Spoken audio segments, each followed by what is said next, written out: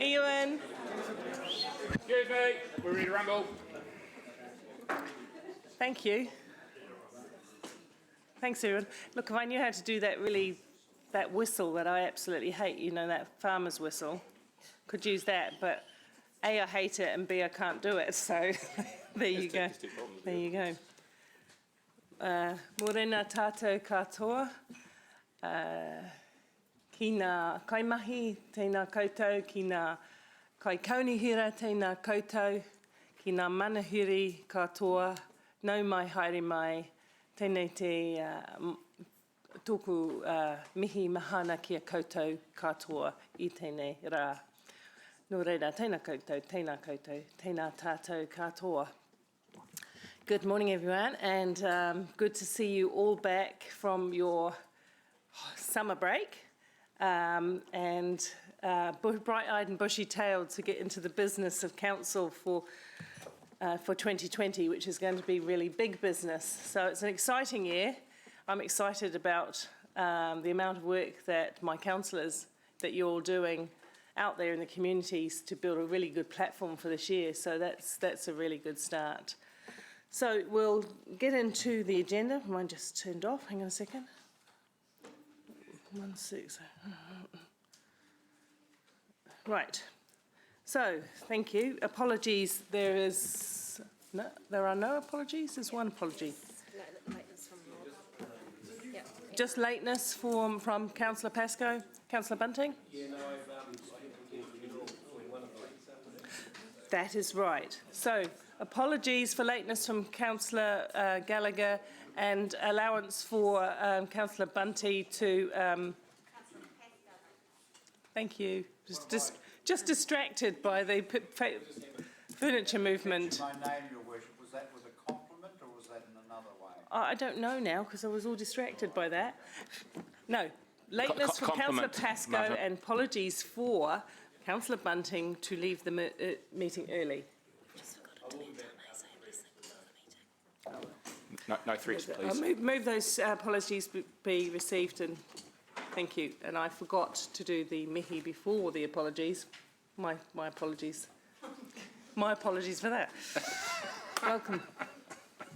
So you can tell we're just not quite hitting our stride for the new year, right? Excuse me, everyone. Could you please stand for a blessing by a kamatara. Thank you.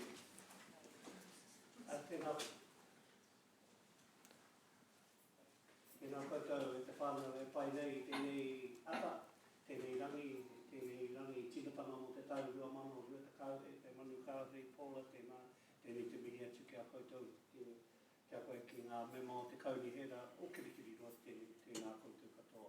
Ngā kai hāwhai, te hāpori I hara mai te whakata I tō koutou kaupapa mō matariki. Te whetu marama hei arahi I ngā mātua tūpana tēnei te mihi atu kia koutou I tēnei Kia hāpai ngā kōrero tuatahi ki te tāhuhu matapu ki te matua nui I te rangi. Kia horata marino, kia whakapapa paunami te moana, kia tere te kārohi tohi I mua I tā aroaro o te tangata e takahi te nuku o te whenua. Hei kukuru ki ngā tāonga o ngā mātua tūpana. Kia tauhuki I rā manātitanga ki rui te kīni, e hi koe I rumi ngā tongikura. Ki te hunga ko whetu rangi tia, e mākare, tēnei te mihi atu kia koe hoki Tō rangatira, o ngaro, o hurihia he karuti a tāta mō matariki. Moi mai ruhi tā. Ki ta hunga katoa ko mene ki ta ko moi mai koutou, moi mai rātau. I tau te reina te urunga te taka te moi o te whakarahia. Moi mai ruhi tā. Koutou e hui tahi nei, tēnei ahau e mihi nei kia koutou I tēnei ata. Tēnā koutou, tēnā koutou, tēnā koutou, kai. Kia ora tāmai. Thank you, everyone.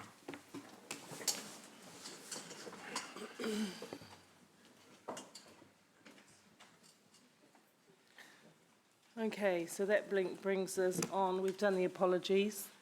Confirmation of the agenda. There are no changes other than what's noted.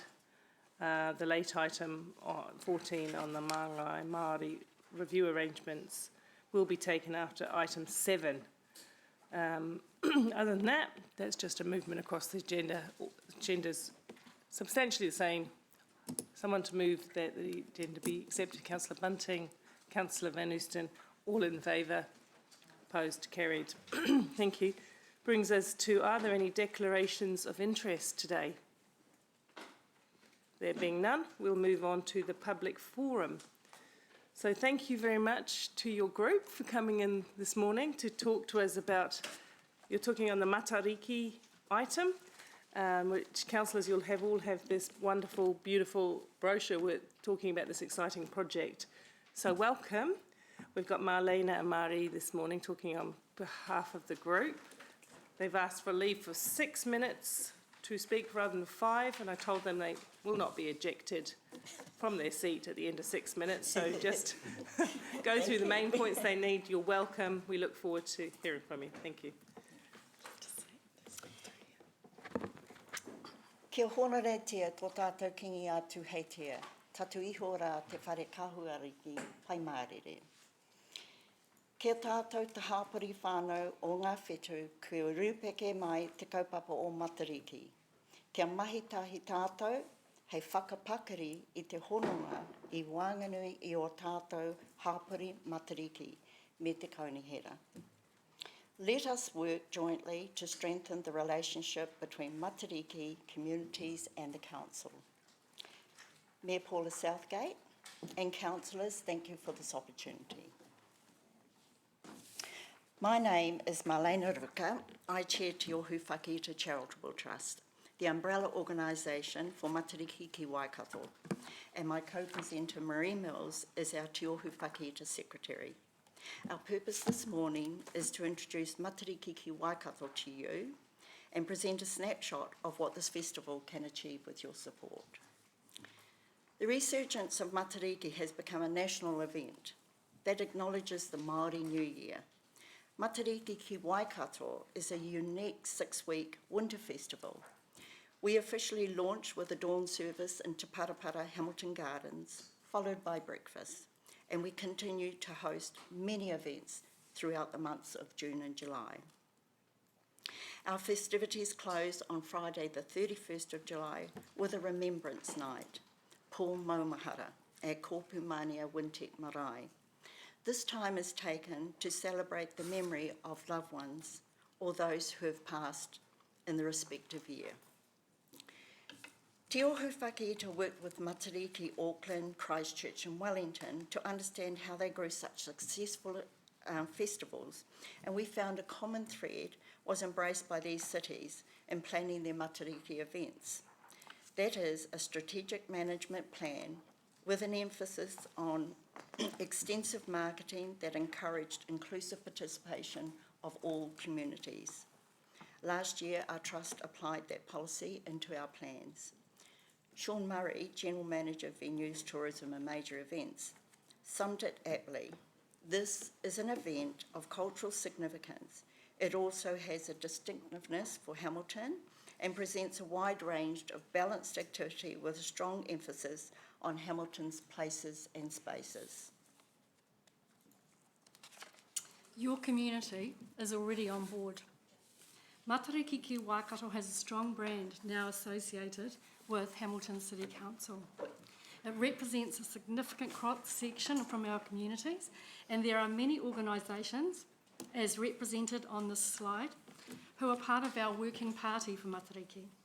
We meet regularly to assess coming events, to share our resources and our people, and to help contribute and coordinate the marketing strategy. Our membership in 2019 actually tripled and is still growing. Our Matariki ki Waikato working group has put a lot of energy and time into making the festival exciting for our whānau and our families to discover why we celebrate Matariki and what it means to us. With a new trust on board and the ability to contract part-time communications and marketing staff, we experienced this explosive growth in 2019, from 10 events to over 30 successful concurrent events listed here in our events calendar that were purposely programmed to achieve the 4 Hamilton City Council wellness PO: social, cultural, environmental and economic. And this festival is unique in that direction. With further investment from you, we can help develop Hamilton's identity and value proposition. There is potential to attract more overnight visitors to the city through high calibre events like the breakfast that we held last year. Now this was well attended by businesses, and for example we could co-run a entrepreneurial session for Māori business. We could have a business summit like the one that runs at Hamilton Gardens but for Māori. We could also further our tree planting and restoration programs, as there's a lot of public interest in this event, and hit those environmental targets. Our social, the social area is just massive, as you can see from those images. We've targeted youth, the elderly, right across cross-section of community. And there's an opportunity here for us to invite international partners from other cultures across the globe who celebrate their version of Matariki. A paradigm shift has seen Matariki progress from a Māori experience to a shared experience and valued by all cultures. We deliver on policy too, the major events policy, the Hamilton Arts Agenda, and the Creative Waikato Toi Māori Report, just to name a few. Te Ohu Whakaita Charitable Trust, an organisation whose values align with Hamilton City Council. We have endured years of boom and bust, with the strain of constant financial uncertainty taking its toll. But we, Te Ohu Whakaita, are committed to grow awareness of Matariki through whanaungatanga, that's building communities, and kotahitanga, which is working together and working with you, our council, to deliver this Matariki message just makes sense. We look forward to a strategic partnership to realise our mutual goals, and we want to thank you for your investment. We, and now you, have had a snapshot of what's possible with your support. And now we, and now you, and like you, we want to express our pride in our cultural identity and the cultural diversity of our city. We acknowledge the previous council who paved the way for this partnership and look forward to your continued commitment of support. Your worship, councillors, I conclude the submission with this whakatauki. He tokatu ki te mahi kai ka hinga te hōrere. Cooperative efforts of a group are necessary for survival.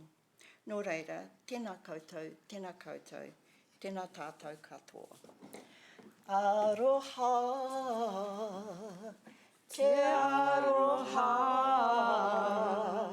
ko te menui, ko te aroha, nā tikanga, ana tupuna, I tuku iho, ki a koutou katoa. Thank you. Kia ora, koutou. Ana reira, piti hono tātai hono rātou te hono wairua hai. A piti hono tātai hono ki a tātou e tau nei. E ngā uri heke o ngā rangatira tapu o ngā waka katoa. Tēnā koutou, kia ora mai hui tātou katoa. Kia ora koutou. Thank you very much for that very clear presentation of the goals and aspirations of the Trust and what's happening around Matariki. Council, if they had any questions, quick questions, could ask a few. But what I'm also going to suggest is that we swap around the Chair's report to the Sean's report and have it. Is that right, Sean? So with the leave of council, we'll just put the item that's relating to this directly, and my Chair's report has some things that might evoke some other discussion, so I'll just change those around. All in favour? Opposed? Carried. Thank you. And just let me say, as by way of an opener, I did attend a range of the fabulous events last year. And, I fully believe it is part of our special, unique culture and a taonga that we can build and build upon. I went to the breakfast, and I have to tell you, I have never in my entire life in New Zealand seen a kumara as big as the ones that was presented on that day. Do you remember those? Yeah, and the Ruru Festival of Lights captured all people in Garden Place. The children loved it. And I was also particularly moved by a photography exhibition in Meteor hosted by Kingi Tuheitia. And it was his niece, or one of his nieces, that took those fabulous photos. So, yeah, thank you very much for all that you've done. Sean. Thank you, Mayor. Look, I won't speak too much to the event itself. I think that's been very well covered already. Ordinarily, this application would come through to the Economic Development Committee for approval through the Event Sponsorship Fund. However, the timing of the event and also the timing of last year's council changeover and a few other matters sort of precluded an ability for the organisation to get an application in and have it settled or agreed with council in enough time for them to actually go ahead and proceed with the event for 2020-21. So the timing for this event is good for us in one part that we have very little activity that the city undertakes over June, July of this nature or of a sponsorship nature, but it's not so good in terms of how it fits in with our financial years and how we structure our sponsorship timeframe. The other element to raise with this is that we are doing a proposal here for committing to 3 years of funding. Ordinarily, we do 1 year or single year funding. We do have in the past on a number of occasions done multi-year funding through the Event Sponsorship Fund. The reason we're looking for a 3-year funding approval for this particular event is to give certainty or greater certainty to the organisers, but probably just as importantly or more importantly to give greater certainty to the other contributors and sponsors and funders to the event so that they actually know that the event has got the support of council, got our buy-in to move it forward. The final point I'd like to raise is that in many respects this event doesn't quite fit the norm for the Event Sponsorship Fund that we operate through council, which is very heavily geared towards economic benefits. However, it slips through the cracks in a way with some of the other community sponsorship funding arrangements we have and the terms that we have, and of course it doesn't quite fit the major event sponsorship policy that guides this fund. However, we need to review that. And it is on our radar. Everyone's aware of that we're looking to review that this year. And I have to say, last year we took a punt on this event in terms of bringing it forward and getting your approval or the previous council's approval to fund it slightly outside of policy. And I'd like to think that it worked. And I'd like to think that we also need to recognise the fact that a city such as Hamilton needs to be engaged in this type of activity in Matariki. It is becoming an increasingly important part of New Zealand life, and I'm very, very supportive of this. So, with that. Thank you, Sean. I wonder if I could just ask another question that I do think is pertinent to just set the scene before I go into councillors' questions, which is either from Lance or yourself, to put you on the spot. We've discussed that the backdrop to this is that we already, as the last year, decided that there needed to be some review of some of our funding criteria, which I understand Mark and Kesh are leading through their committee, to allow for some flexibility to make sure that the gaps are dealt with. So is that right, Lance? Where's that at? Could you just make... So that'll come to the community committee in our schedule of reports. And so it's in the work program, and as you said, it's pretty much a bit of a tweak to probably the criteria that Sean talked about. So that's all in hand, and I've been talking to the chair of community committee, Mark, about that. So that's it's on the program. Yeah, I'm quite keen to see that total review, look at all 3 parts of our funding and with fresh eyes as well. Okay, so in that context, I just thought it was important to know that even though this is out of time, there is another process that we've acknowledged prior to today, which is that we need to do something around the criteria to make it easier. So just in that context, Councillor Bunting. Thank you, Sean, and thank you, submitters. It looks really exciting, really exciting. I find myself in a bit of an awkward position. When is the round normally, Sean? Normally applications open next month for consideration, and I think we would normally bring them to committee in May, April, May time. And that sort of is geared up because most event sponsorship applications are all for the summer. And so that's where the timing's a little bit out here, and we need to review that. So with regards to multi-year, you mentioned, and I don't think anyone would disagree with the benefits of multi-year, are any of our other, ones that we normally fund, like Garden Arts Festival, balloons and stuff, are they multi-yeared? They have been multi-year. However, they're not multi-year at the moment because it finished their 3-year cycle. But we also wanted to review the policy, as Mayor Paula said, in terms of is it operating right and so forth. So that will be part of that review that goes forward. The thing to remember is that while we might say, yes, a multi-year grant and a multi-year commitment, it is always subject to the satisfactory performance and conduct of the event on the year before. Yes, so check, you're right. every event has to provide quite a detailed report on their activities. And if that's found wanting, then it's not automatically rolled over and we're locked into doing it the second year or the third year. We're just saying we have approval for it, subject to those reporting mechanisms. Is there another fund that you could find the money for this year from? Not that I am aware of. Okay. No, that's all I have. Thank you. Thank you, Councillor Bunting. Councillor Wilson. Yeah, thank you, Your Worship. Sean, my question relates, the first question is, I think I've understood you to say that there is a piece of work that's going to be undertaken by the Community Committee. And I'm just questioning that because on one hand, you're going to do the review of the policy and the fine-tuning, but in theory, I understand going forward, each application would come to the Economic Development Committee. Why are two different committees working on the same? They're not, if I can clarify, they're not necessarily working on the same thing. The major event sponsorship fund that I look after on behalf of the committee is very much about economic drivers and bluntly visitor nights that are generated and exposure that are generated. The community group, however, have, and it's probably for Lance to speak in more detail, have two other funds, for example, for community deployment, if you like.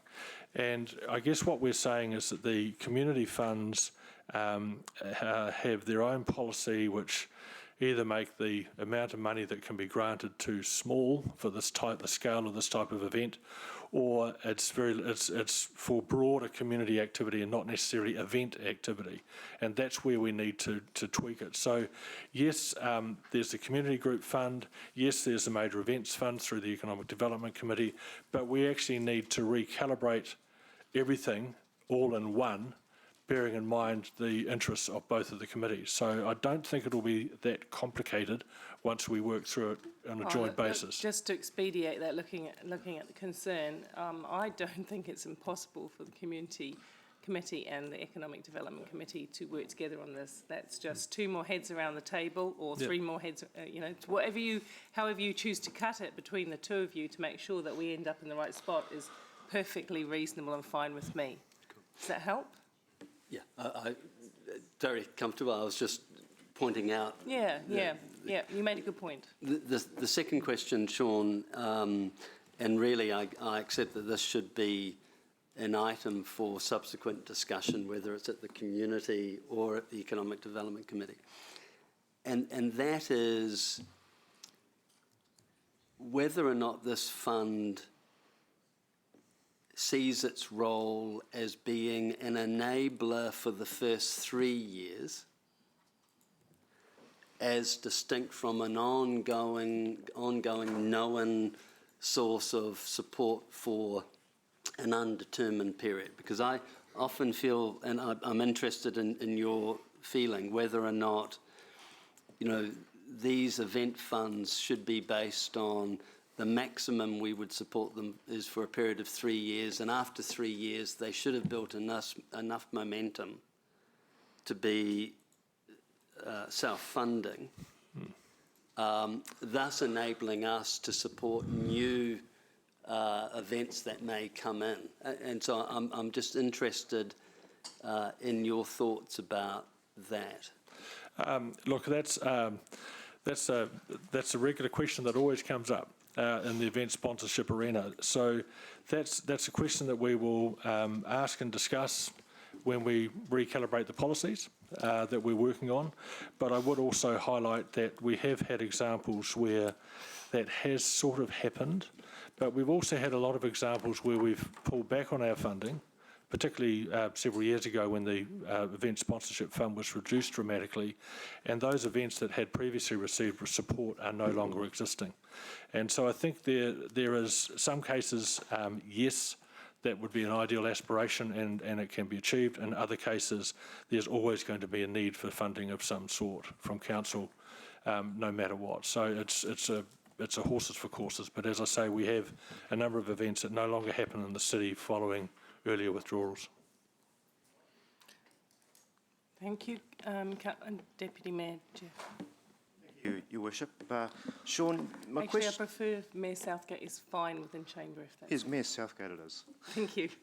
Sean, my question relates to the process of taking an application out of time ahead of all the others. And the concern, I guess, with that sort of process is that possibly there could be unfairness. There could be an event that's legitimately deserves funding, which may miss out because it's not that they aren't all taken at the same time and weighed up against each other. What's your response to that concern? Look, I think it's a very fair concern to have. It's quite a fair point. I would say, however, we've been operating this fund for a number of years, so we have a good sense of what comes through.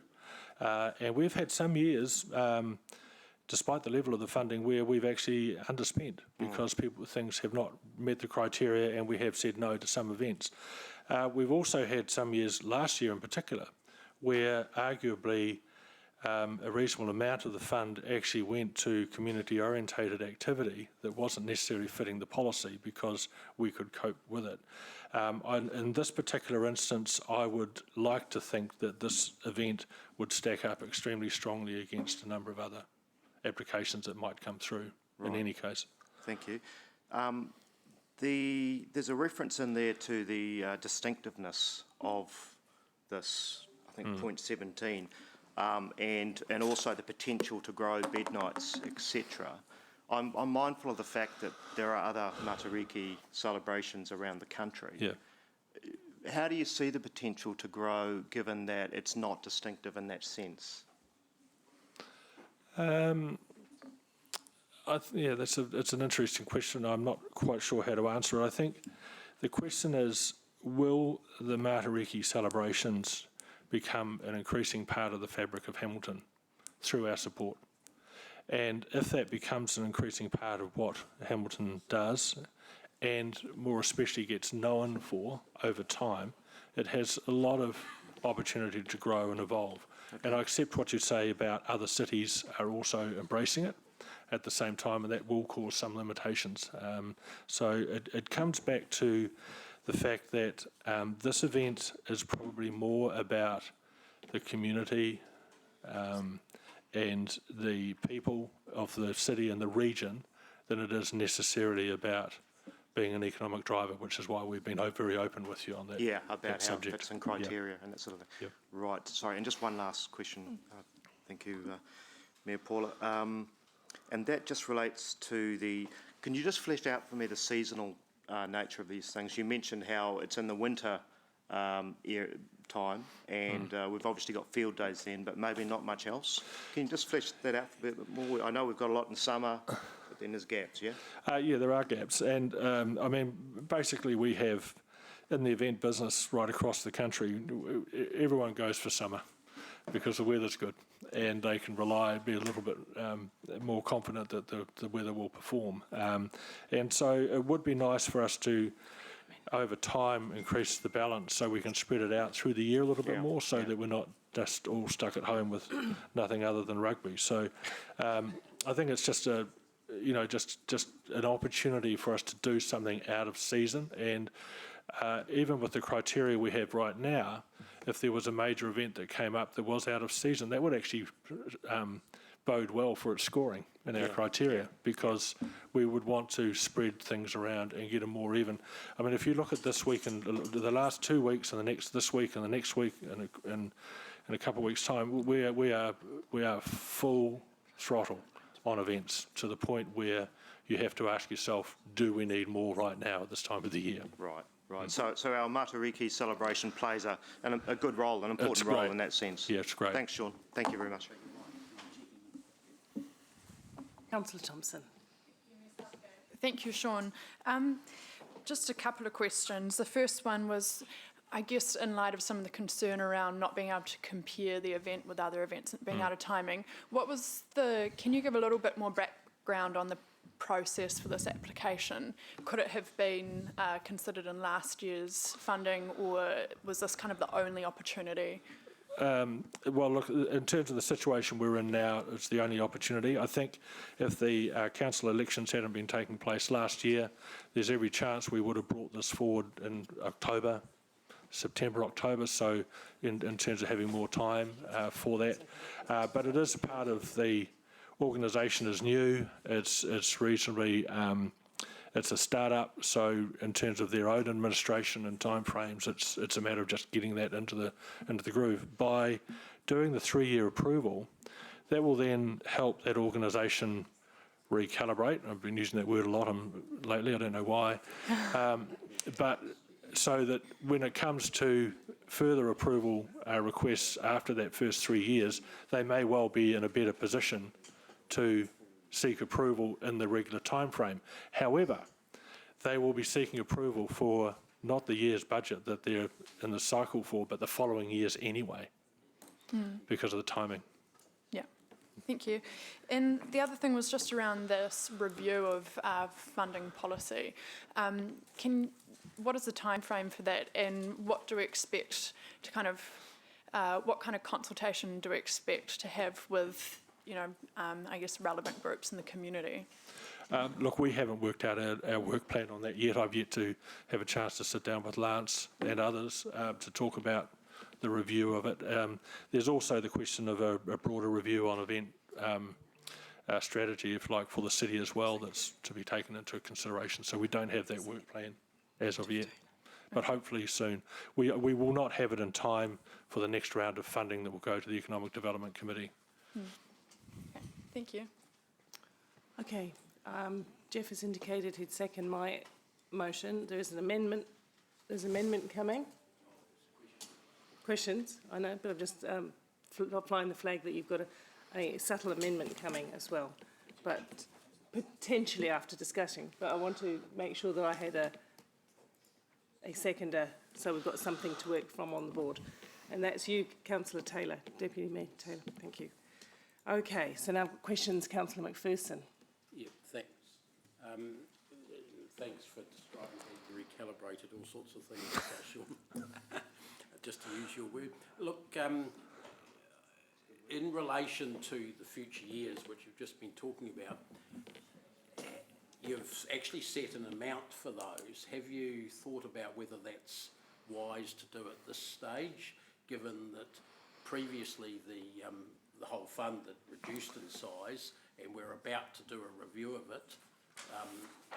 I'm not sure in time for when, but it may be that we need more, we need the same, we need less, we don't quite know.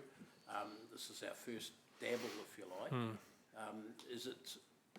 Would it be appropriate to signal ongoing support with the amount to be determined by A, what happens this year, and B, what our fund looks like, or funds look like in future? Because I think even somewhere here you anticipate the possibility of more than one fund.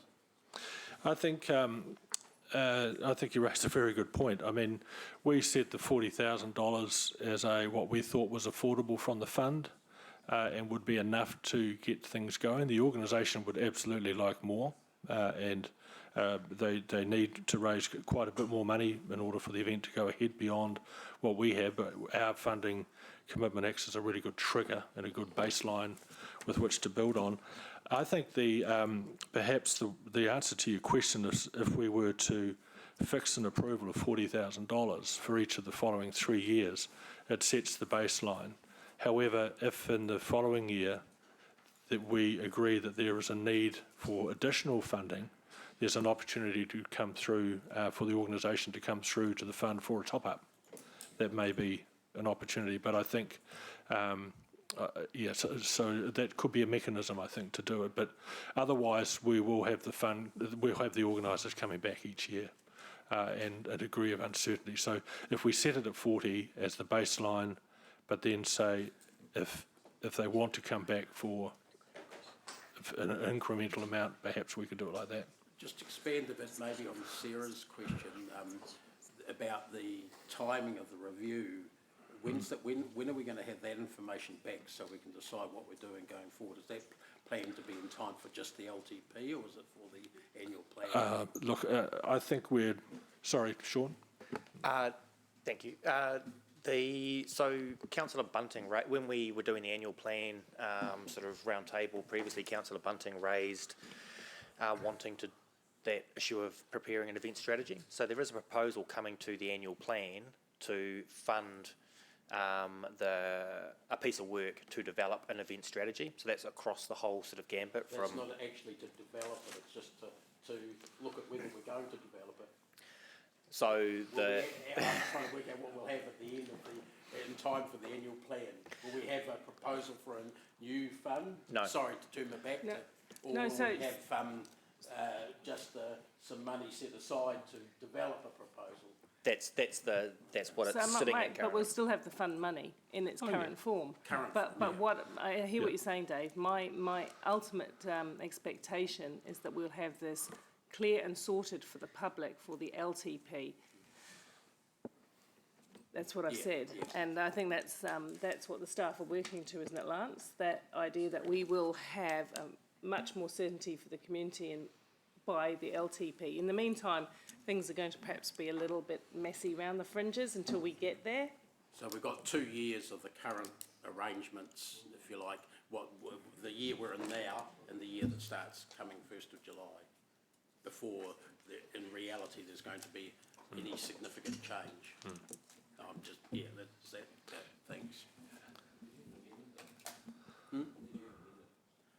Potentially, yeah. Mark, questions? Thank you. If I might just have another quick bite of the chair. Thank you, Mayor Southgate. Just want to dig in, Sean, to another one of Sarah's questions. I wasn't sure. The big question is, why couldn't the group have applied in time? I mean, I know it's a long time, but the round has always been that year. Because I was just seeing in here, it's not the first Matariki celebration.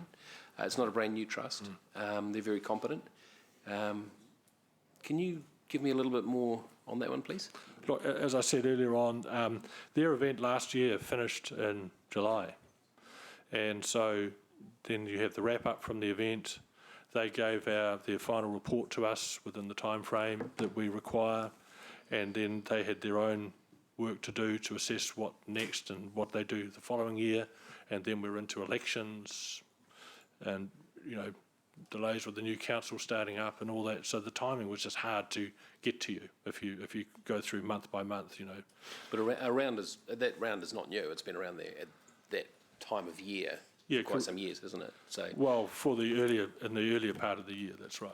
So does this mean that anyone who has an event in that time of year is going to be in this sort of situation? It does sort of present a bit of challenge at times, especially if they want to hold the event, see how it goes, and then determine what they do the following year. So because just if you think back, if they had applied in April, May last year, around the normal, they still wouldn't have actually had that event last year that they were having. So, but, I mean, that's the way it rolls, isn't it? You've got to have it. People understand it. Would it help then if going ahead we did this twice a year? We could do, but then we would find ourselves with more of a greater degree of conundrum about the choices between what we're doing. I would add, we have done this before. This is not abnormal. We have had instances where we brought something through out of the normal schedule. So how do other funders cope with this? For example, Well Trust, Trust Waikato, etc. Because they obviously have the same conundrum. So they have 2 or 3 rounds. So I'm not going to let that thread of questioning go too much further, because we are getting into the questions that are legitimate, Mark, really, really good questions that people have raised, but that's for the review of the policy. Today we are only here to decide whether we flick we flex and have lenience in respect to this project. But I do appreciate all the good points that everyone's raised here, and I do think those should be a key part of the discussion that through you, through economic development, we will have. Okay. Is that okay? Yep. So are there any further questions? One more? Yeah. Sorry, Mayor Paula, look, I don't want to harp on about it, and I'm certainly supportive of the event, but my question, and Sean, is you're asking for 3 years since we already funded the event last year. In total, that means we would have given this particular event a 4-year commitment. Please just remind me of the current policy and some of its narrative. Does it talk about usually we do this for a period of 3 years? Or it's been a while since I've read the entire policy, but I recall from a previous iteration on council that we did try to shape the policy to say this is an event fund for a maximum of 3 years. Have I misunderstood that? The policy doesn't say that at all. It doesn't say you can only have 3 years and then you're on your own. It doesn't have that. It rolls on. We have a number of events that have been a substantial number of years that are still funded through the policy. So the policy doesn't make the sort of statement you're alluding to. Thank you. As a consequence of that comment, could you tell me how many other events currently we have given multi-year approvals to? Look, I don't have that information in front of me, but there's several that I'm aware of that have had multi-year approvals. In year 2. Okay, so could you just give me a couple of examples? Well, I know that we've had a long-going relationship with HGAF, the Hamilton Gardens Art Festival Fund, Balloons Over Waikato, and potentially some others I can't get to my mind. But those are 2 examples. But they had, under the old policy, Mayor Paula, reached the status of iconic events. Didn't we have we used to have an iconic event? Yeah, look, I can't speak to the old policy, but when the applications come through, they start fresh. So we look at the merits and we have a fresh look at when they come through. We don't have, so one example of an event that was long-standing and had been given 3-year approvals and that went by the wayside is the Gallagher Great Race. So that's an example of one that lost funding from us and other partners as well as a result. So okay, so I do think we've probably gone as far as we can in terms of that robust debate around criteria policies. But I do, as I said before, thank you for raising all that. I think it's useful for staff at this point. And we can have, after this meeting, another discussion about whether the time frame for renewing those policies sits with council as well. But it's not an agenda item today. So we're going to... No, I have one question to pop up. Sorry, Dave. Just when will it be on the agenda then? Just a point of process. To review? Yeah. We'll have to have an offline discussion about that. Come back. Some information. Yes, absolutely, because that's what I'm hearing so strongly. Last question from Maxine. Thank you for that. My question is just in terms of being able to build an iconic event takes time, clearly. This is something that's coming up right around the country, these kinds of events. And I wonder whether you could be able to give me some kind of level of understanding about what other kind of funding is being offered to other groups that you might know of around the country in terms of sponsorship and support. For Matariki, I don't have the numbers in front of me, but they are substantial. They are seriously substantial compared to our fund. And those are coming from other councils in the country? There is a growing recognition of the importance of Matariki as a key cultural event, which is only expanding each year across. Wellington do quite a big Matariki thing down on the waterfront, and then there Te Papa and all of those related assets that they have there is quite big. So, this is something that the whole community is embracing, I think. However, I'm getting into debate, shouldn't. Did that answer your question, Max? Indeed. Thank you. Right, we're going to go into debate. I've moved in, Deputy Mayor Taylor has seconded, so I get to speak to it first as the mover. You've decided not to put an amendment at this time, Dave? Okay, cool. You're going to see if I can persuade you. Okay, so a number of things on this. I'm wholeheartedly behind this for a variety of reasons. Firstly, I'm a big fan of cultural tourism, cultural experience, and I think it sits 100% with our city vibrancy, with what we're trying to do through Deputy Mayor Taylor's work with the river plan as well. I think these things will all come together and support and add strength to each other. We've also got the installation of Toia Mai, which was a piece of art gifted to the city, which represents Matariki and stands there in proudness to shine some light on that important cultural aspect, as we also do with the piece of art in Victoria on the river. So, you know, Matariki and celebrating it is here to stay. So we should do as a city the best we can. We're just down the road, literally by river and road, from the seat of Kingitanga. And I know that they have aspirations to strengthen the cultural experiences that we have in the city, and to connect better with Tainuitanga, Kingitanga and beyond, and iwi across the wider boundaries outside of Hamilton as well.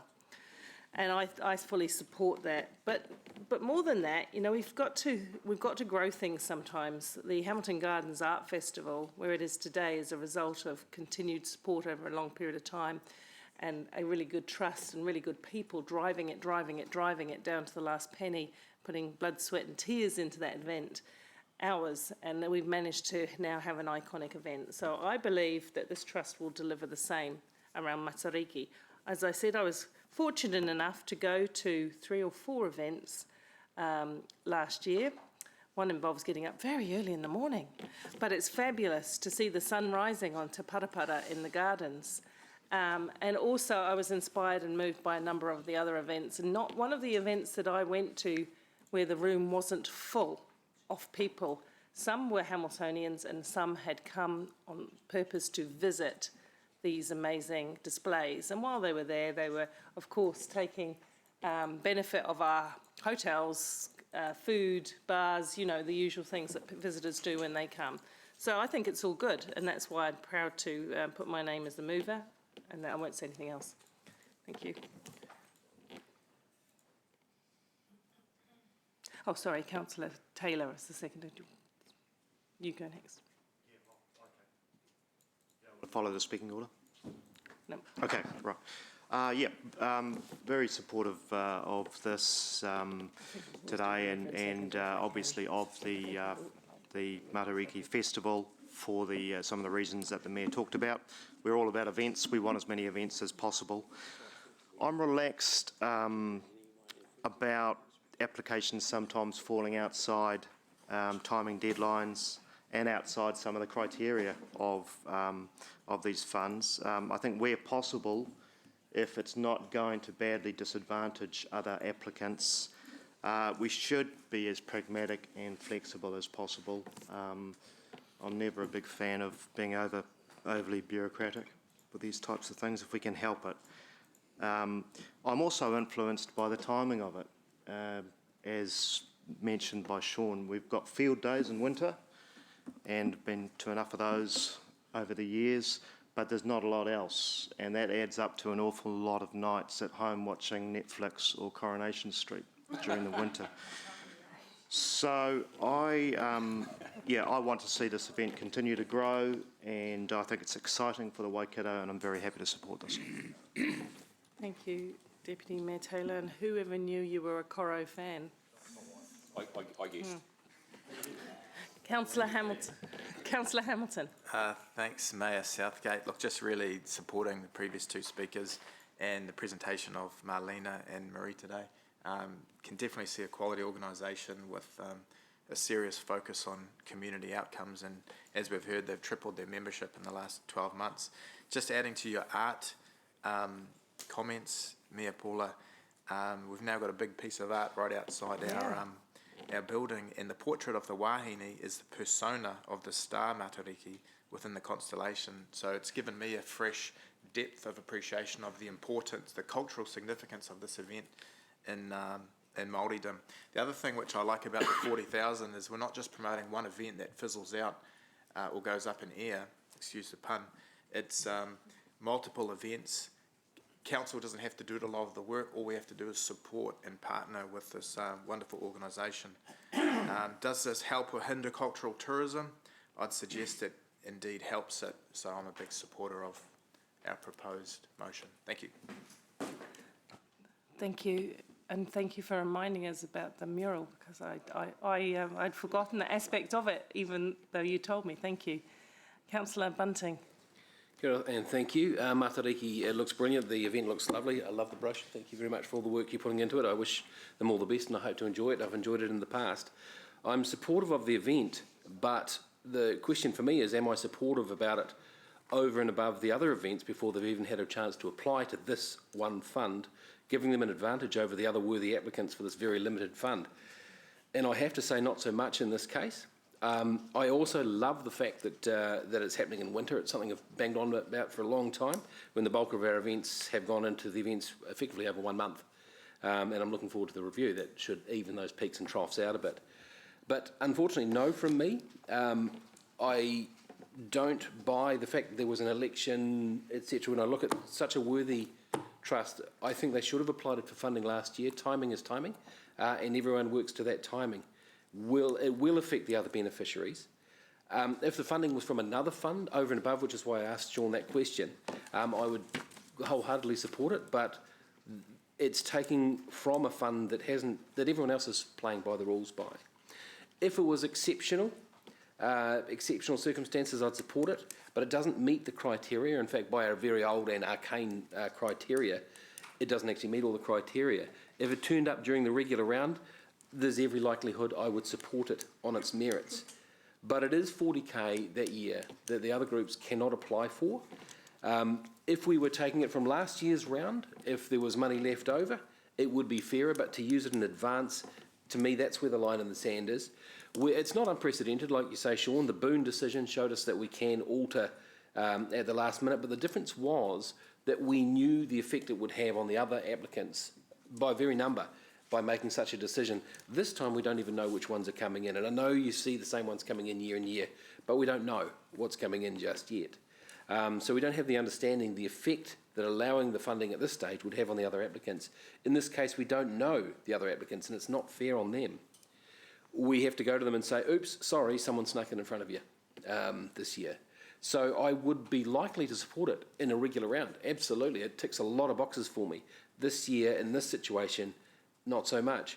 What's more, it's not just 1 year, it is multi-year funding. And it seems to me that this is the only one we would be multi-year funding. I would support the other ones getting multi-year because I've seen the benefits of having that money in the bank ready to go. I think the Matariki celebrations look awesome and I wish them all the best, but I'm sorry, we have a process for a reason. And while it's a bit brutal and out of date, at least it is fair to everybody. And we are reviewing that criteria, but until such time, I'm sorry, I just can't support it. Thank you, Councillor Bunting. Councillor Naidoo-Rove. Thank you, Mayor Southgate, and thank you, submitters. I hear what everyone is saying, and I understand that timing in this instance has not been to your advantage. However, I don't think that should be held against you. We have to remember who made the rules, who came up with the criteria. We did, and it's our responsibility now to help where we can. So the key word for me is opportunity. I think that this is an opportunity to grow our eventing profile, to grow our community participation in a nationwide celebration. It's not just Hamilton. It's an opportunity for us to embrace our cultural diversity. As an immigrant, it gives us an opportunity for education, an opportunity to learn, embrace the cultural heritage of our new home. And we can see in the brochure that last year there was a phenomenal increase in attendance numbers. So this is an opportunity for the event to grow even further. We're the fourth largest city in New Zealand, largest inland city of this country, and we need to help to provide these opportunities for our people to celebrate and to honor New Zealand heritage, and more importantly, to support organizers of these events to grow so that they can become iconic. Thank you. Thank you. Councillor McPherson. Thank you, Paula.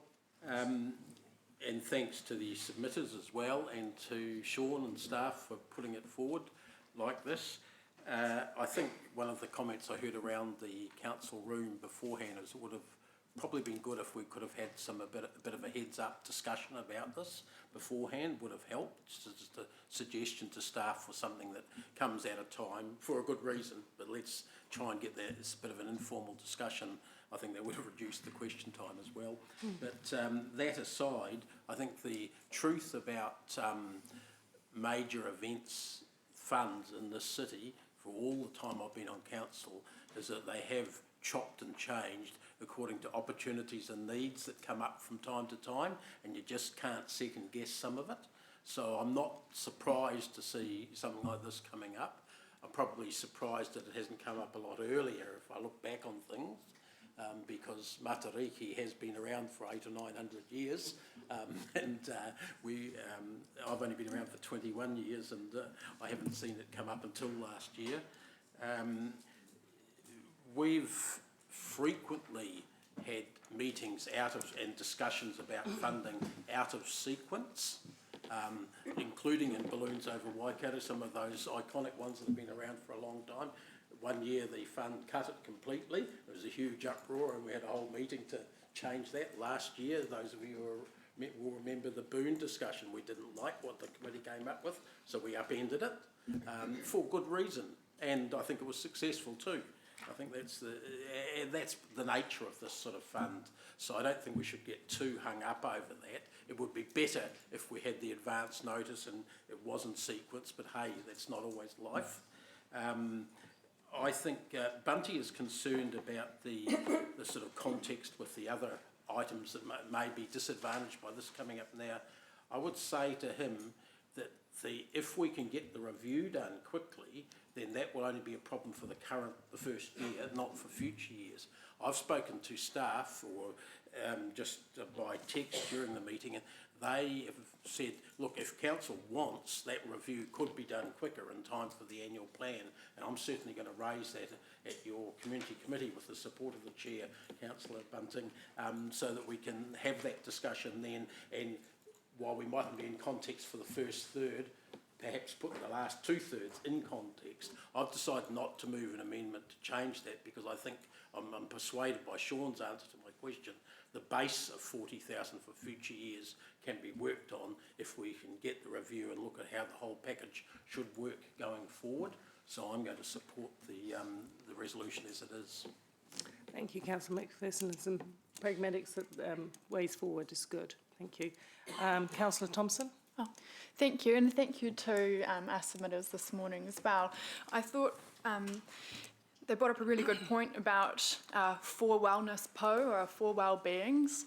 And when you look at the criteria currently for our major events, it doesn't really reflect that. There's a huge emphasis on bed nights and outside visitors, whereas I think it's been made clear by many of our speakers, including Councillor Kirsch, that there's so much more to this event in terms of our cultural and social and environmental well-being as well as economic. So I just wanted to say that I support it, and that this is a great opportunity to be connecting people in Kirikiriroa with culture and history, and celebrating, I guess moving further along on that journey to celebrating Māori art and culture in the city to build that identity.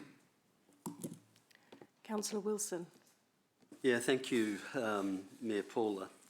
Look, from my point of view, I intend to support the motion. I see the value. I see, I guess I reflect on the fact that I've had exposure to participating in decisions about event funding over nearly 12 years. And there are a number of wonderful events that come and go. And I see this as another event that is worthy of our support. I will reserve a lot of my narrative about the broader policy to the debate at a subsequent meeting, but I will make the comment that I don't think it's good practice to fund an event for more than 3 years, because by its very nature, more and more events should be flowing down the river towards us. And if we make ongoing long-term commitments, it means that other events may not get access to worthy funds. And so I would hate to set too many examples where we send a signal to people that they can always rely on council, because I think that is not the right perception. But in this case, despite even the fact that it's out of the timing sequence, and despite the fact that they're asking for 3 years, and in fact, with the year we've already given them, they will have had 4 years, what I do take the opportunity is to the great management team is, please think carefully about sustainability beyond council's commitment, because that is the true aspirational goal I think you need to be focusing on. But to give you some certainty and for the community to derive the benefits that I know you will inject, you have my support. But it's just a qualified, think longer term, don't necessarily assume we'll always be there. Thank you. Thank you, councillors. We will now go to the vote on the board, please.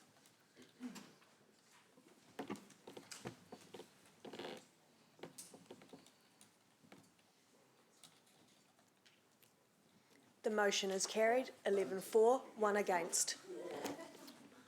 Thank you, councillors. Thank you, guests. Then you carry. That's not fair. Thank you. Not a problem. Councillors, we'll, so that we can all get through the meeting of the day and maybe have some time to do other good business at the end of the day, that would be great.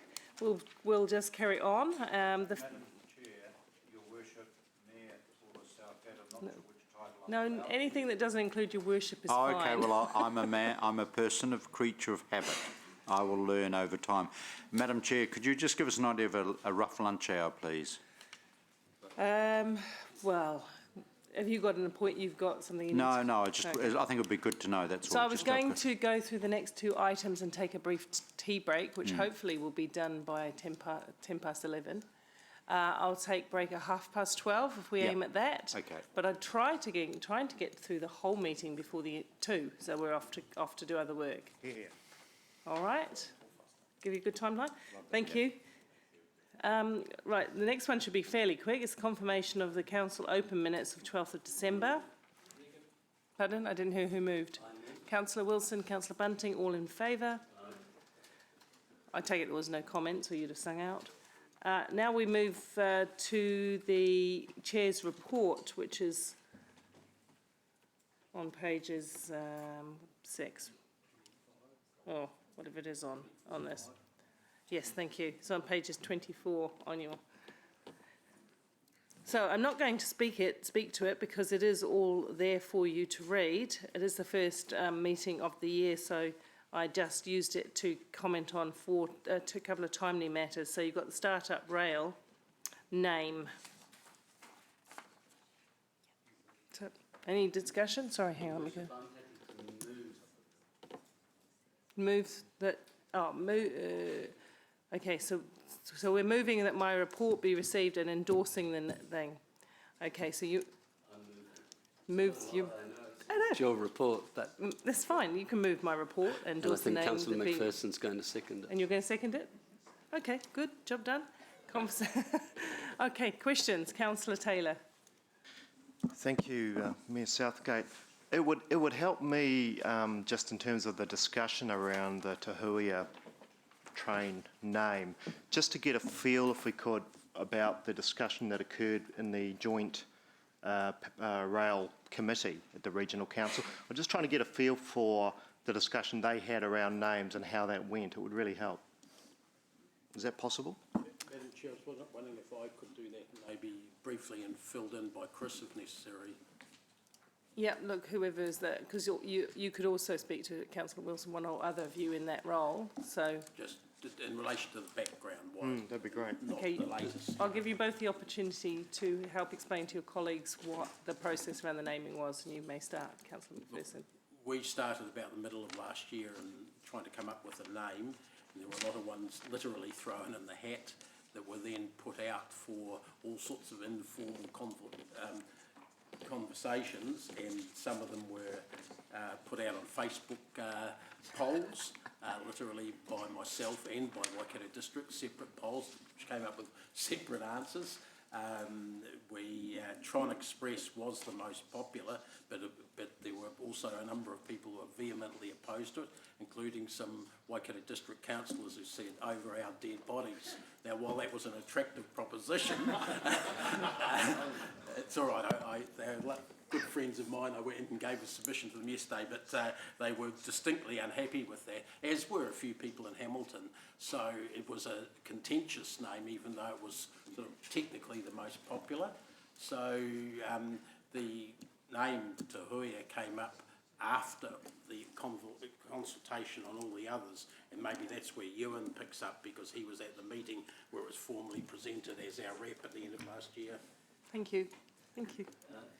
Thanks, Mayor Paula, and thanks, Dave, for that summary. Look, the history, let me say this. I think what we're discussing here is clearly the name of the train service, but it's not the entire marketing or branding strategy.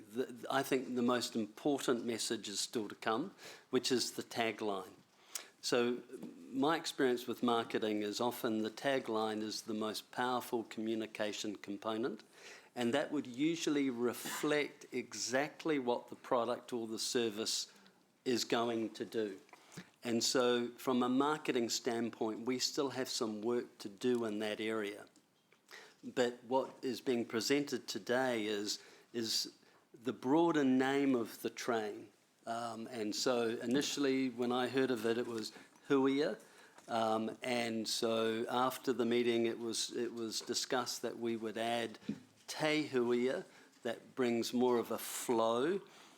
And then as a consequence of this next step, we will then really drill into the tagline that will clearly leave the user, the reader of any marketing collateral understanding what the Te Huia does.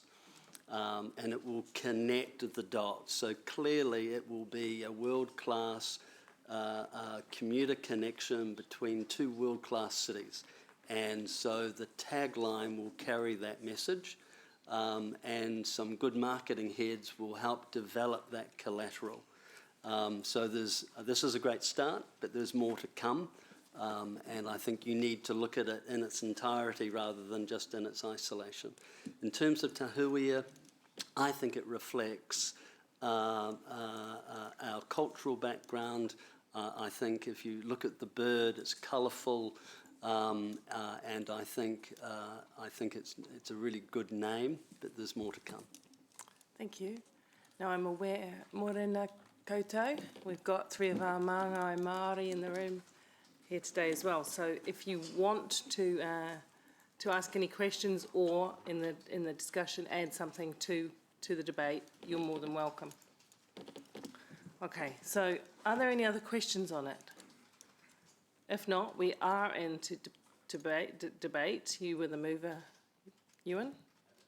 Don't need to repeat. Second doesn't repeat. Any comment from the Māngai? All happy? You want to speak? No? Happy? Cool. Ka pai. Thank you, everyone. We'll go to the vote.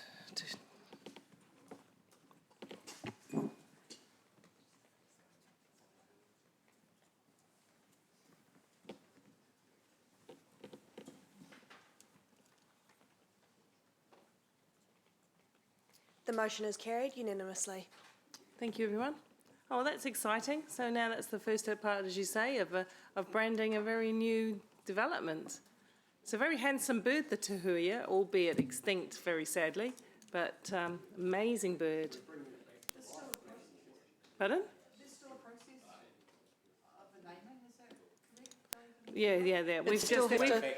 We've just endorsed it. All the parties have to agree at the committee, jointly. Yeah. Kia ora. Yeah, so, but it's our start anyway. All right, moving on. We'll do one more item, I think, before we take our tea break, which will be item 8, which is the draft submission to the Ministry. Oh, do which bit?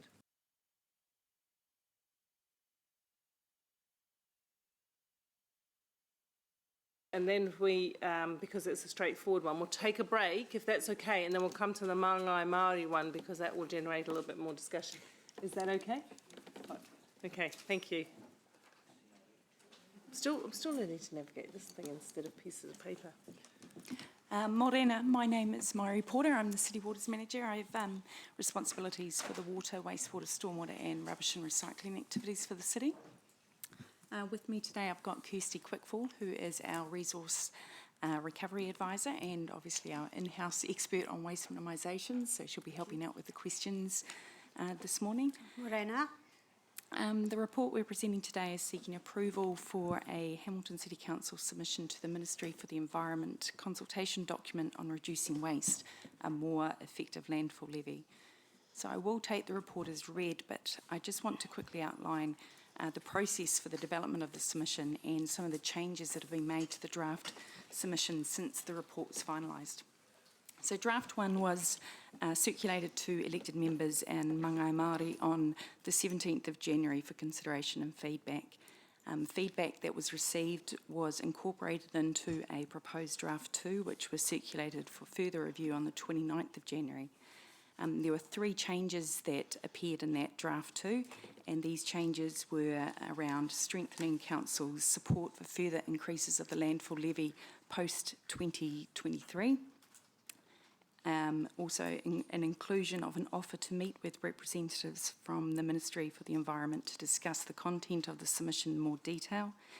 And we also included a paragraph of support for the development of national guidelines for the beneficial use of organic waste, which is quite relevant to Hamilton City Council in relation to the disposal of biosolids from our wastewater treatment plant.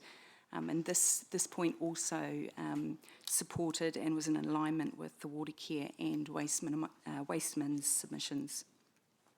So no further feedback was received following the distribution of draft 2 to elected members, and as such draft 2 remains unchanged and is the version that we propose for discussion today. The draft 2 has been uploaded into Diligence, so hopefully you all have access to that. And but I do note that the references in the report and recommendations to draft 1 should actually now read draft 2. So Kirsty and I are happy to answer any questions that any of you might have. Okay. So just to put a context too, and the timing of this is everything that councillors I know from history hate. Having a submission that lands in your Christmas break doesn't give people the time to engage in as well as they should. But I can assure you, councillors, that we did our very best to include as many of you in the various iterations by email. So thank you if you were able to send that back. And thank you to the team for the work that you've done behind it.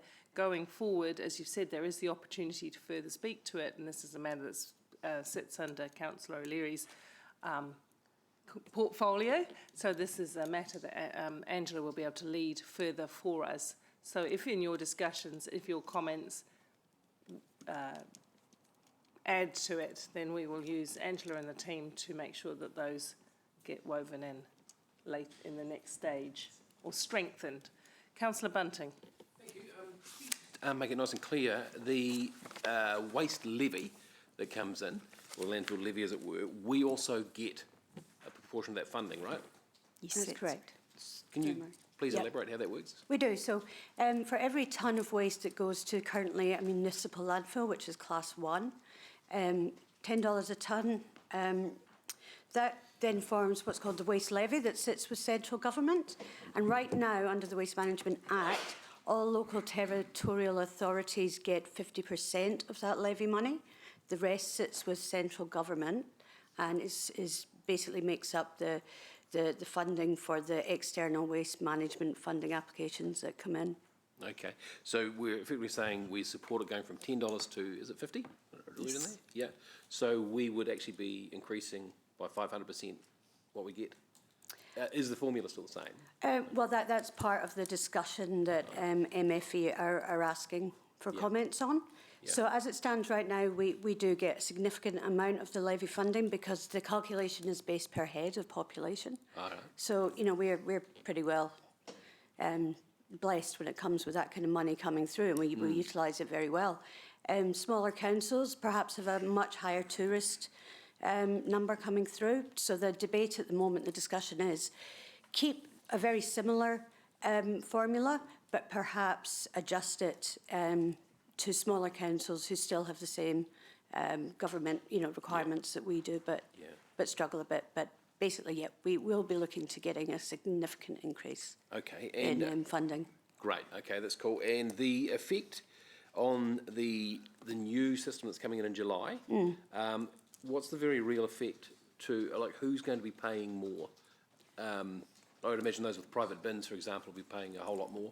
So this was something that I guess the increase of the levy has been talked about for a number of years. Yeah. And it was something that was anticipated in the business case for the new rubbish and recycling service. And so we anticipated an increase, and that is locked in through the LTP. So it will be very little impact on expenditure in that area. Great, thank you. Thank you, Mayor. Councillor Thompson. I don't have any further questions, but just wanted to signal I will move the motion. Thank you. Thank you. So any further questions? We have a mover. Is there a seconder? Councillor Oh, you were trumped by Councillor McPherson. So quick and the dead. Well done. We'll go to the discussion. As mover, would you like to lead off the debate? You don't have to. I've read through this quite thoroughly, and I'm very supportive of the position that we've put forward.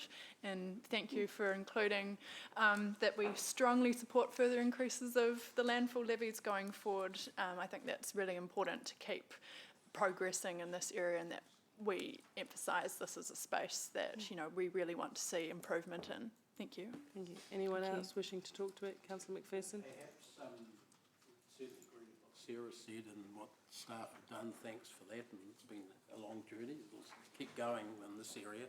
But perhaps signalling that if we could have a bit more of a discussion at some stage in the in Angela's committee, I guess, about how our share of that is used, because I would like to see a bit of attention paid to the packaging and manufacturing industries as they operate in our area, about how we can influence them a bit more, and, which is one of the biggest, plus also things like construction waste and some of those big problem areas that just keep growing without us seeming to be able to have anything to do about it. I think that will... sorry, we're in debate, aren't we? We're in debate. The answer is that yes, thank you. That was a very good idea, and the staff will respond to that. And Councillor O'Leary will pick that up. She's nodding and writing notes on your behalf, so that's great, fabulous. I'll just say something very short again. Thank you, Sarah, and particularly thank you to you, because I watched your conversation via electronic means over the holiday, and you really did look into this and spend a lot of time and engage, and I appreciate that. So I think that your perspectives have shaped a really good document as well, so that's good. And I'm absolutely confident that Angela, feeling as strongly as I do about reducing our waste, will be going after this. Actually, I have to say, just on a sobering note, I watched on television last night the war on plastic, and that leaves you feeling very glum indeed about what we need to do on a global scale. So let Hamilton be leaders, I say. Anyway, thank you, everyone. We'll go to the vote.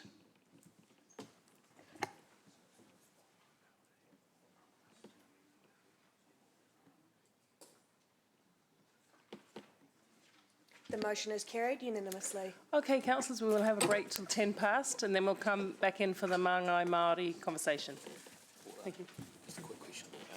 I am trying to get our entire vehicle fleet of cars, pool cars and so forth, moved to Loop with the Loop system.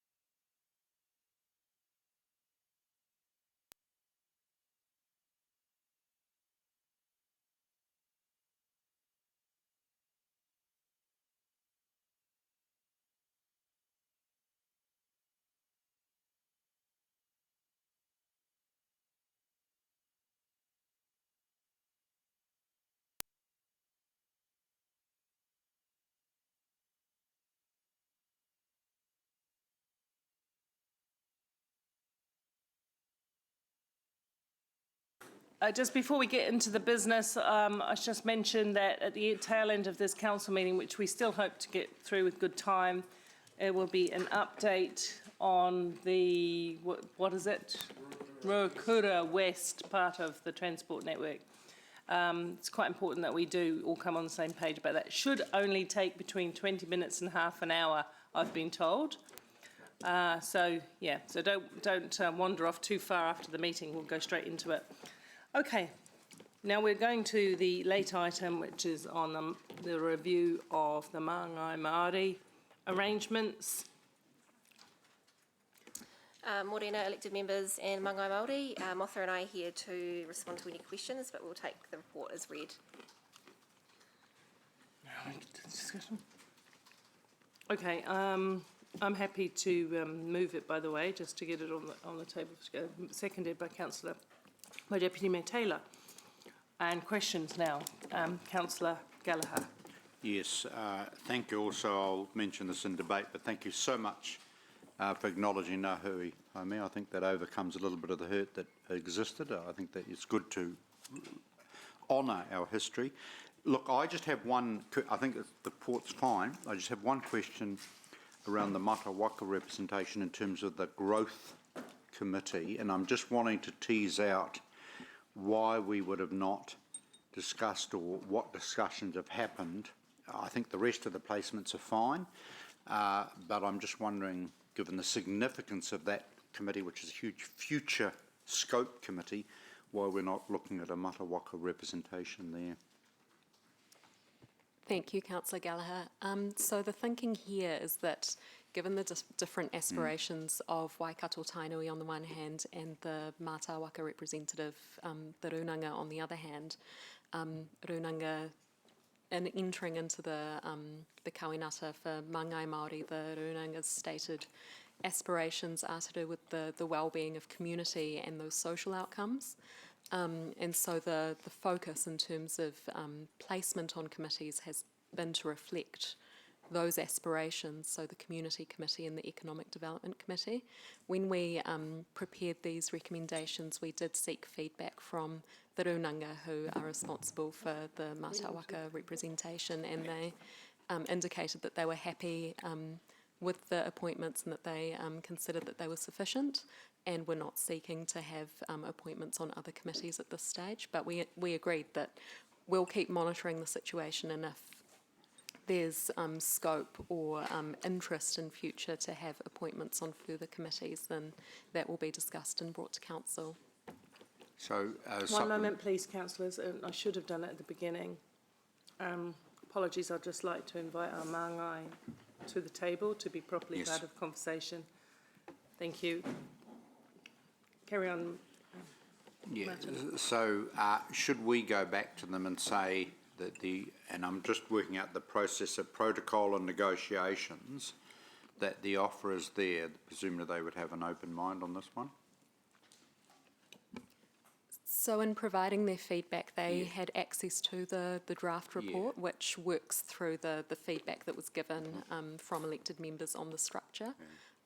If there was proposed change, then it would need to be worked through with the Runanga again and with Waikato Tainui again. Yes. Ollie, Māngai Ollie, would you like to add anything on that point? Kia ora, Mea Paula, councillors.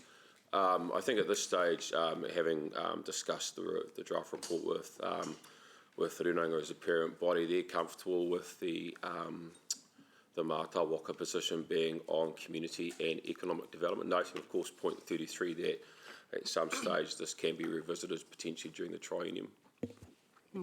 Is there any specific reason why they felt that the representation of one voice through the Growth Committee was satisfactory at this point in time? I think it was looking at the philosophy of crawl, walk, run, and looking at the economic committee as being the next logical step for Mata Waka representation to have focus on the community, but also in terms of more proactive input into the economic development aspect of the economic committee. Thank you. Martin? I'll perhaps tease this out a wee bit more in debate. I guess the question, I realise there's some protocols, there's some processes of discussion which obviously involves both iwi and Mata Waka.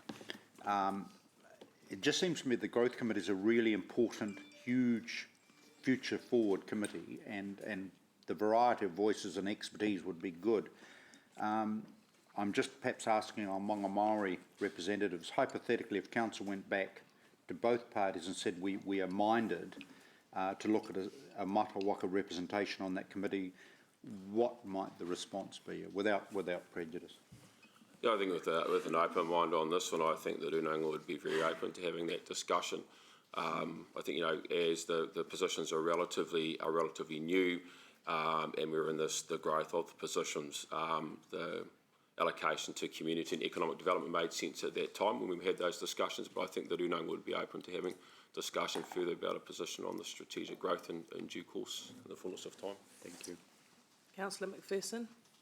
Yes, I want to tease that issue out a little bit, because this was raised by at least 2 councillors in discussions last year. I want to know if it was specifically put as an option to Māori, whether Mata Waka or iwi representatives or groups, that there could be might be a second Mata Waka representative on the Strategic Growth Committee. My understanding is it was. I know myself, I've had some conversation with the Marae, and it was, but some staff, it was placed in their hands to decide how to distribute their resource across the committees. My understanding, there was a conversation, but I'd just like to confirm that with Mona.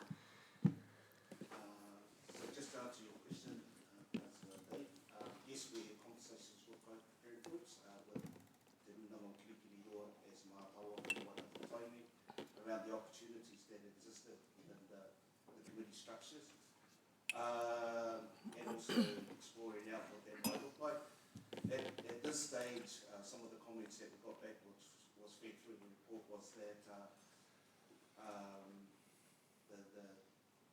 some of the key things that needed to be discussed between the parent bodies in terms of taking up the opportunity in the Environment Committee was around mandates, having clarification around the mandates of iwi that was separate from the mandate of Mata Waka that would be carried into that committee.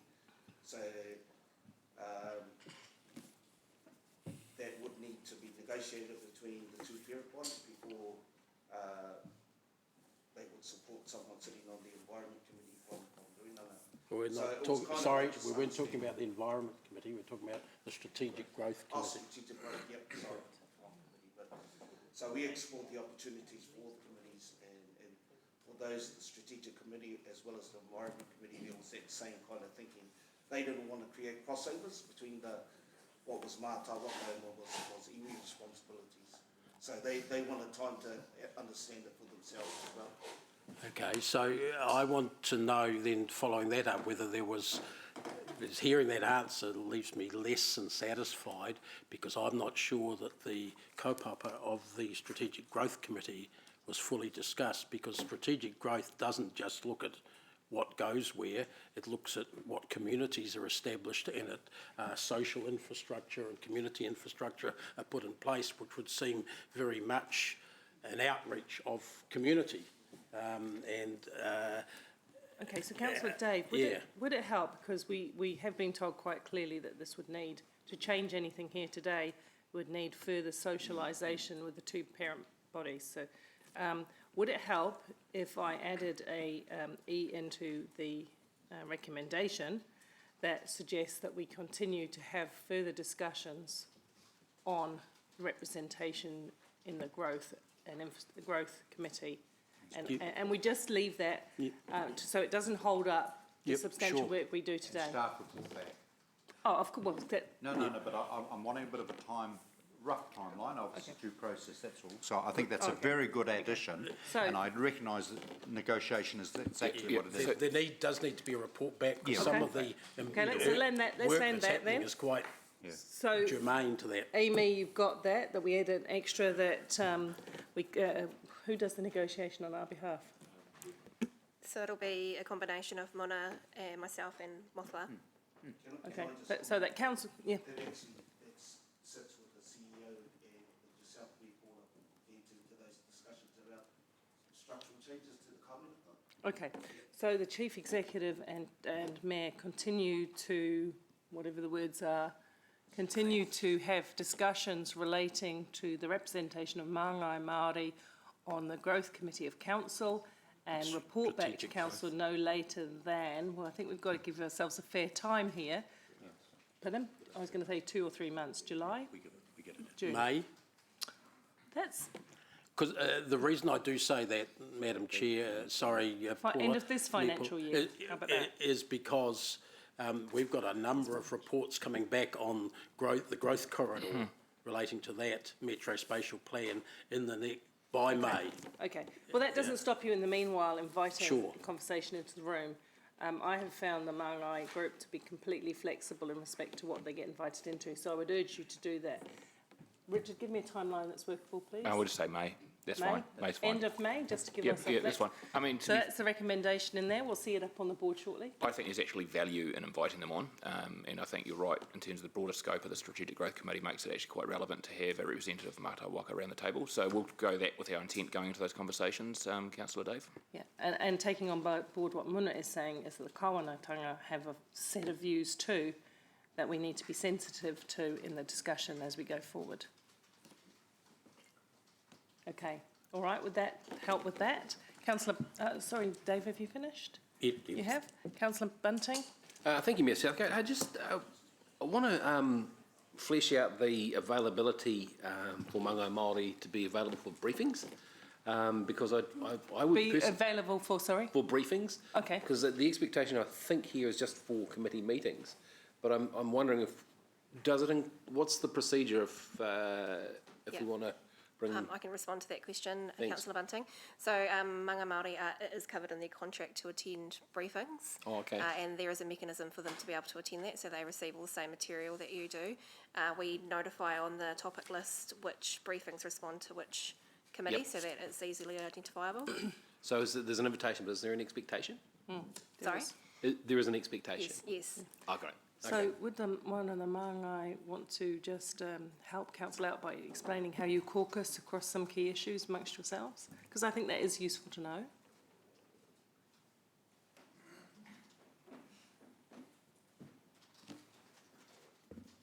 Kia ora tātou, e te whare nei te miki a tātou katoa.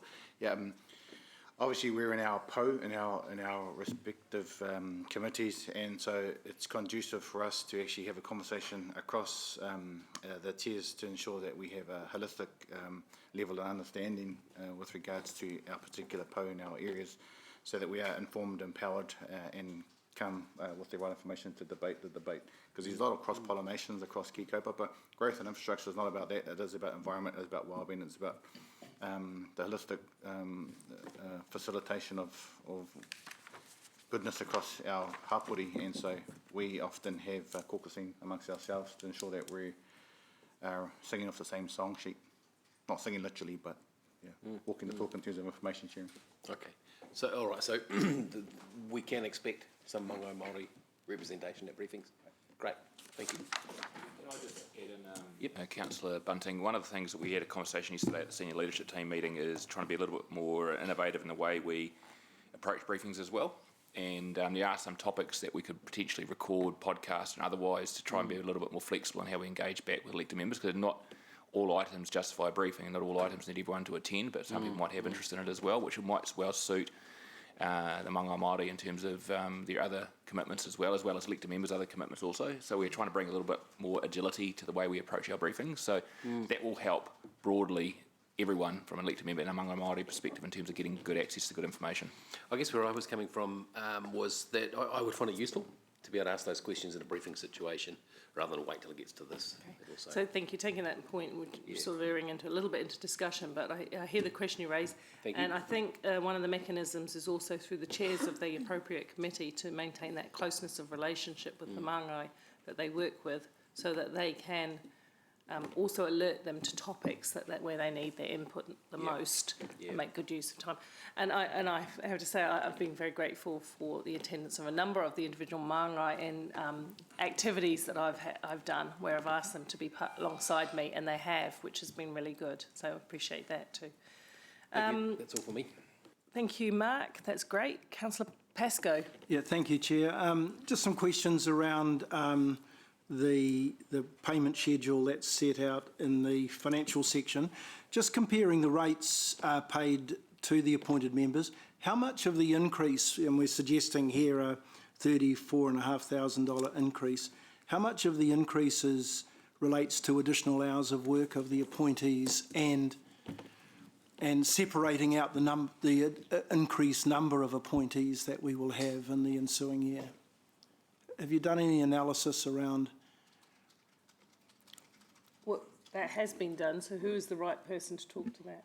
So probably a combination of both of us, but the analysis is done on both. So on the number of increased committees.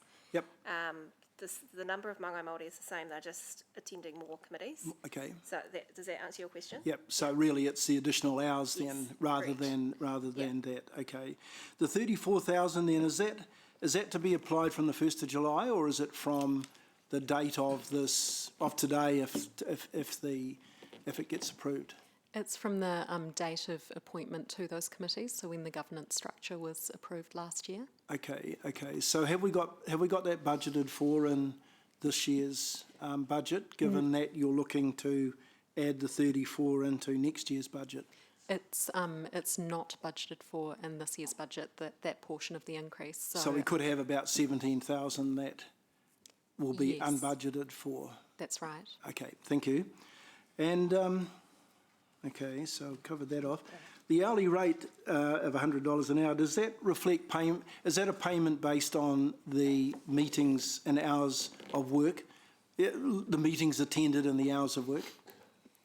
So an estimate's been made on the number of hours that would go into preparing for and attending a meeting. So, so it includes prep time too? Yes, it does. Okay. And if the member doesn't attend the meeting, do they get paid? There's a clause in the individual kawinata with each māngai that allows for that to be offset in terms of the invoicing that they do for their time. Okay. And that probably answers my next question. Are they employees or contractors? They're contractors. Contractors, okay. Okay, that's fine. Thank you. Thank you, Councillor Pascoe. Good questions. Councillor Wilson. Yes, thanks, Mayor Paula. My question just relates to budget for attending conferences and personal development. Clearly, I think that's particularly important, but I don't see where that's been allocated for in terms of budget. Has that been included as contractors? Is that normal, Richard, to also provide an allowance for professional development in those circumstances? Not generally for contractors. However, in this case, the conversation needs to be had about the broader relationship we have through the Māngai Māori. So have you got a response on that? Yeah, so we have spoken about the need for this, and we also think it's really important that there is some provision provided. We're still working through the final amounts. At this stage, we're thinking at least sort of roughly around 2,000 to 3,000 per Māngai, specifically to attend the LGNZ conference and the specific Māori liaison component that is before that as well. So we're sort of just working through, and that'll be as part of the annual plan. Because I saw it in the report in general, but I just didn't see a budget line being approved. So I was just asking out of function rather than questioning the decision. It'll either come through the annual plan, and it'll come to a finance committee to be approved once we've determined the amount. And that's very good too, because there'll be some other further conversation around professional development and how we as council will want to deal with it in any case to enable people to have a fair share of opportunity across the events and conferences. And of course we would want Māngai Māori represented at Te Maruata part of the LGNZ conference and the rest of the conference. Absolutely. Not necessarily all of them, but a voice and a representation, just as it is for council. Any further questions on that? Okay, so can we put the recommendation up? It's got the new one there. we're in discussion. As the mover, I would just say that to me this is about honouring an existing commitment. We put in place the Māngai Māori. We found great value in the work that they add to council. In the reconstitution of council post-election, the timing wasn't quite right to do this part at the same time, and this is what we're doing now, is catching up and constitutionally acknowledging the Māngai Māori in the place that they were before. So this is not anything new at all. The amount of money, of course, just reflects the increase in workload that they will do have strong expectations of our Māngai Māori, and I know they have strong expectations of themselves to add as much value across the business of council as possible. And I love that they can participate in both the formal council arena in this room, but all the other work that we do, the workshops, the field trips, and many other things that add value. And I do get a lot of value from discussions that don't necessarily occur always in this formal room, but occur beyond. So I'm pleased to move this and move on with a productive year of business. Councillor Gallagher.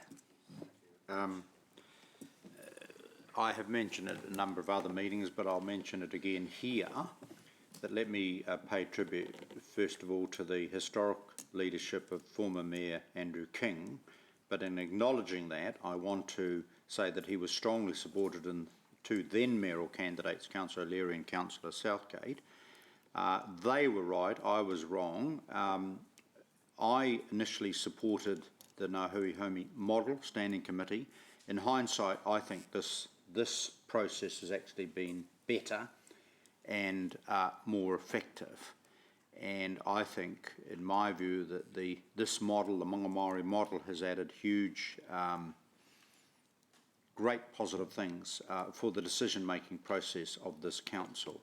At the time, I was personally hurt with others that Ngāhui Homi Committee, the journey of that committee was not mentioned in the report, and I pay absolute honour to the many people who have passed on, who put so much work and effort into that particular model, and it was a great pleasure that this council finally acknowledged via a civic award Councillor Pitahia Kaio, who was one of our very significant pioneers in a range of ways, and I'm hoping her portrait will be standing somewhere in our halls, because I just want to honour her and many others, of course, and many others. But that was an appropriate model at the time, but I think we've evolved from that. And it's very important that we never, ever, ever obliterate and forget history, because we are, as we know, we but step on the platform, we but step on further. You know, the people lay the ground for us, and certainly the people at the time laid that particular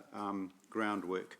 I'm very happy with the amendment item E, and obviously appropriate discussion. I'm certainly would share Councillor McPherson's view that the Strategic Growth Committee is a very, very crucial crucial committee of this council. It's what I would call the Great-Grandchildren Committee, and in that is the decision that is going to be made within that forum will have huge implications and will literally affect. That is the real future-proof committee, if you like. So I'm looking forward to appropriate discussion and your recommendation, your Mayor Southgate, as you have to be called now, Mayor Southgate and the Chief Executive, in following appropriate discussions. I do compliment and thank staff for this report. I think it's a very good report, and as I said, it has at least, and I acknowledge history as well. Thank you. Thank you, Martin. Deputy Mayor Taylor. Thank you, Mayor Southgate. Yes, support these recommendations. Obviously, there's a one issue that's outstanding that's been raised by Dave and Martin, but otherwise I think the review was very worthwhile and the report was great. I think if we really believe in what we're doing with the institution of Māngai Māori, then we want it to work, and we want it to work really well.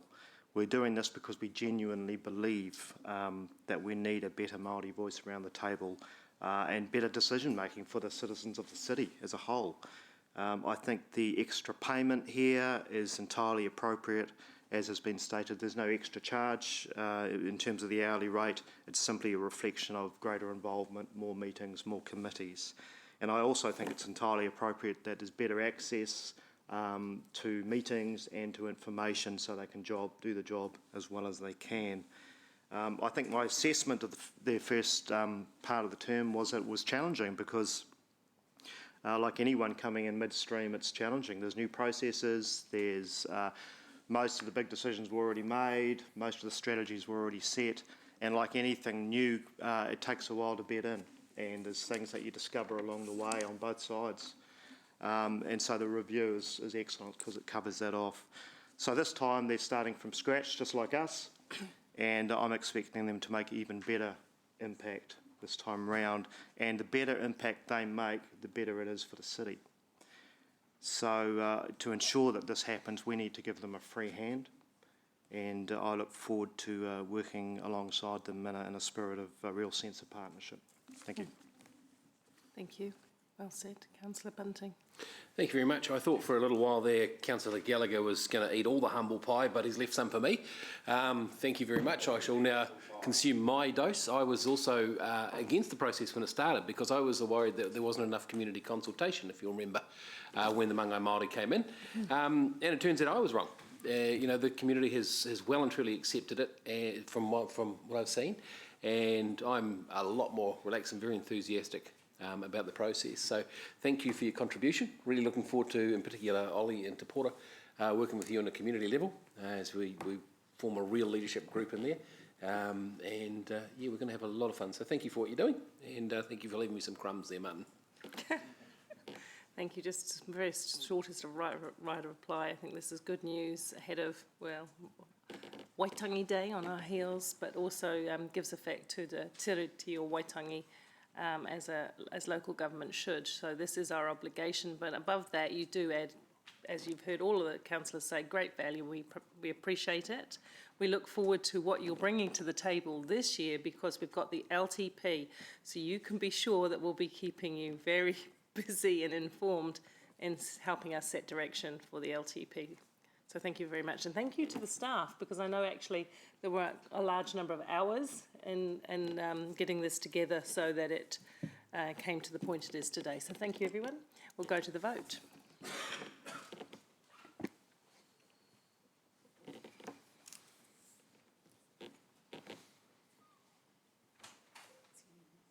The motion is carried unanimously.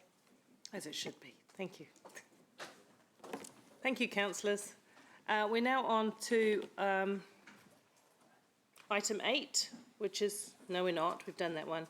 We're now on to item 10, 9, in fact, trying to navigate this. Waikato Local Authority Shared Services Directorship. Thank you, Blair. Thank you, Worship, and good morning, councillors. Look, I think this report is very clear. Just a quick summary.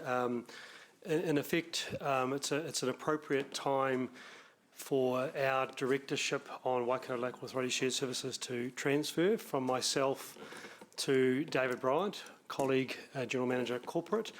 The company has undergone a substantial transformation in terms of how it works, how it operates, how it's resourced, and its clear functions into the future. And it's an appropriate time for David, with his role, to better assume the directorship and take the company into the next stage, which is actually focusing on transformative shared services, and they better align with his role in terms of his oversight of council's finances, and a lot of the opportunities sit within the shared service, the services part of our organisation, which David presides over. So he's also heavily involved in Waikato Local Authority Shared Services, works with me. This report outlines a transition between now and June to allow him to be onboarded appropriately, for him to work and meet the other directors, to understand what the company is doing, and for me to step out in a managed way. So, Your Worship, that is the recommendation in the report. Thank you. Councillor Wilson moves. Councillor Deputy Mayor Taylor seconds, and we have a question. Councillor Pascoe. Thank you, Chair. My question is around the financial implications, which you say are zero. Given that LAS has gone through a strategic review and has perhaps a much different focus than it had 2 or 3 years ago, what sort of time commitment would a director have in terms of the job that you've previously done as a director, but also what you might envisage the new job to be, given the strategic review and the fact that we're kind of expecting more things to happen at the LAS level than has happened in the past? It's not an insignificant amount of time, Councillor, and part of the reason why David is better placed is because there are demands both at the board meeting time and the audit and risk type committees, etc., subcommittees, but also this time back as a board member working within the respective shareholding councils that you represent. And so in the case of David, it's Hamilton. So it's working within this organisation to ensure that the aspirations and the initiatives of LAS are then I guess enabled and delivered by this organisation. So that's quite a substantial part of time. Now that far better aligns with David's existing role than, for example, my role. So I'd hard to put a time commitment on it. Certainly the board meets formally once every 2 months, but informally there's a workshop every other month. Yep. There are subcommittees around that. There's as you can imagine, a lot of offline correspondence. So what would 100 hours a year be? Quite possible, yes. A reasonable estimate. Yes. So that could be quite a reasonable kind of cost, couldn't it? In terms of David not being able to do other tasks that he has within the organisation. I wouldn't like to describe it that way because I think many of the initiatives that LAS are driving, David is driving himself through his role and what he's trying to work with in terms of his group and the wider organisation. So that's why it fits in a really nice way. The other thing I would add is in my capacity on the Chief Executives Forum across the Waikato Councils, I have a role there and I'm working with other Chief Executives to ensure that all the councils are supporting LAS in terms of the initiatives that LAS is driving. So he and David and I will effectively work from 2 angles to help support the LAS initiatives. So it's very much a key requirement of David and his role to drive shared service opportunities for not only, actually stepping one bit further back, to drive cost savings and efficiency initiatives for council, and he has those expectations. This alignment actually enables him to do that with more efficiency and effectiveness. So all my GMs have some form of non-direct council responsibilities, whether it's through their direct roles or through other groups they're involved in, all with the view of driving outcomes for the community. And that's no different for this one. And I expect they'll be able to do it and do it well and still not drop the ball on anything else they're doing. Otherwise, they can have a conversation with me for not delivering on their performance. No concerns about that, just a question about the time. Could I just ask another question which is slightly away from this? How is LAS going? Is it actually moving in a much more positive way? Not saying it was negative before, but has the effect of the strategic review resulted in perhaps something that we could look forward to as a council in terms of... I'll allow the briefest of returns on that question because it's not the topic today. And it's actually a really good question. We all want to know. I don't want to spend a lot of time. So if you can briefly give us a response, and then we will find time to have a thorough update on the performance of LAS and where we're heading. Thank you, Mayor Southgate. So the very simple answer is yes, absolutely. The new independent chair, the streamlined board are really, really focused on delivering significantly different outcomes. The LAS has spent a lot of time looking at strategic direction, the areas of focus, the initiatives for this year, and the new independent chair will come to the Economic Development Committee to discuss the SOI. So you'll have a chance to, hear from the chair and the chief executive in terms of initiatives. But absolutely, I'm really excited with the direction. Thank you. Just going back to your previous question, Councillor Pascoe, the other representatives around the table from local authorities are the chief executives, aren't they? Yes, so there's a board of 6. There is an independent chair, who's the only person who is separate and remunerated. The remaining 5 are chief executives, or in the case of Hamilton, myself, which will now be David. And I stepped down from it because I don't necessarily believe my skill set was the best match for the requirements that are underway, and also I didn't have the workload capacity to do so. And just to close that off, the shareholder representative of all the shareholders is the Chief Executive Forum, and so I sit on the Chief Executive Forum with the other Chief Executives of the Council of the Waikato region. So that's a meeting of the 12 CEOs. We all regularly meet to, keep Waikato LAS accountable and to make sure that it's delivering, notwithstanding that LAS formally reports into Council here through the Economic Development Committee. Thank you. Thank you for those good questions. There's no more discussions. We've got a mover and a seconder, and we're going to debate. Do you want to speak to it, Councillor Wilson? So your seconder was, I've forgotten. Who was the seconder? Do you want to speak to it, Deputy Mayor Taylor? No? No debate. Let's go to the vote.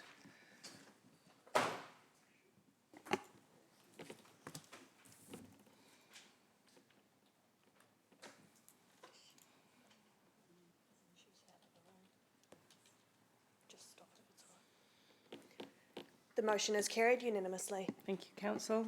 We'll now move straight on to the Waikato Triennial Agreement, which is item 10. And the recommendation is that we adopt the draft agreement as is appended. And of course, in my position as Mayor, I would sign the agreement, therefore, on behalf of Council. Is there any discussion on this one? Or do you want to talk to it in general? Thank you, Mayor Southgate. So this document is a document that councils, all councils in the Waikato sign up to every 3 years at the start of the triennium. The agreement that's in front of you is essentially the same agreement that has been entered into previously. It has been reformatted, and I guess the order has changed slightly, but the intent and the content is almost exactly the same as it has been in the past. It is all about promoting good communication, good collaboration, good working relationships between the councils in the Waikato region, and also provides for the mayoral forum, which Mayor Southgate attends, as a point of regular communication between the region's mayors to explore areas for, cooperation, collaboration, but also a chance just to talk and meet and discuss any matters of relevance. And so this is the agreement. And councillors, if I can note that it is my intention when I attend those mayoral forums to do exactly what I did when I attended UNISA on Friday, which is to copy you into my notes, which of course are note form, so I apologise about that, but the idea of that is there is no secrets on the day, and that you can then ask me or drill into any of the bullet points that I have if they weren't clear or you need more information. And I'll just add another little bit of information. There's a mayoral retreat, and I forget where it's coming up soon. 20th and 21st. Thank you. So that's in Taupo, I believe, and most mayors have been able to make that.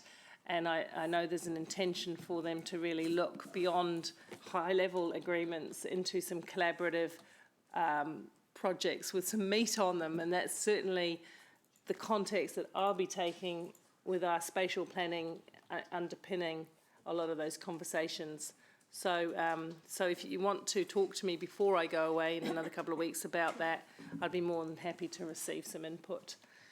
Let's take some questions. Councillor Pascoe. I'm a little bit just concerned about it being the same as last time, being quite vanilla in appearance, and you might have the answers to this, and that we had all the frustrations reported back to us during the last term of difficulties that we had as a city, both in terms of the then Mayor and the other participants, in terms of what happened at that forum.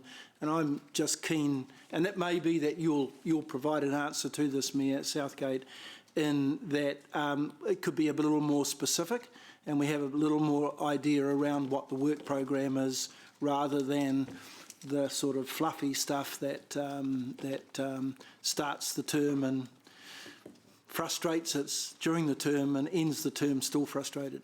That wasn't really a question, but I absolutely agree. Well, there's a question in there somewhere. Yeah, you were asking if I'm going to change. Sure. I think your question to me was, am I going to change that? And I think my answer is yes. Yes, thank you. I do want to go in with a focus on implementation, and I've discussed this in the beginning with Blair, but I'm happy to have conversations with chairs and deputy chairs of committees too. And I will be more transparent about what goes in and comes out of those meetings. You will be receiving a report from me within 3 or 4 days of me having attended a mayoral forum to alert you to the depth of the discussion. It's all I can promise at this point in time. Rob? Can I just add to this, Councillor Rob? The document in front of you, I believe, is the art of the possible. It provides the template and the framework for everything you've outlined there to occur, and the Mayoral Forum retreat on the 20th and 21st is the start of that process. So I'm working to work with the facilitator for the day, for the 2 days, to help outline a really robust but engaging process for the mayors. If we were to try and hard code into this document very specific things that were going to be pursued, we would simply not get this document signed. So this is about providing us how we will work together. The what we will work together on will come from the really deep understanding that the 2-day retreat will deliver.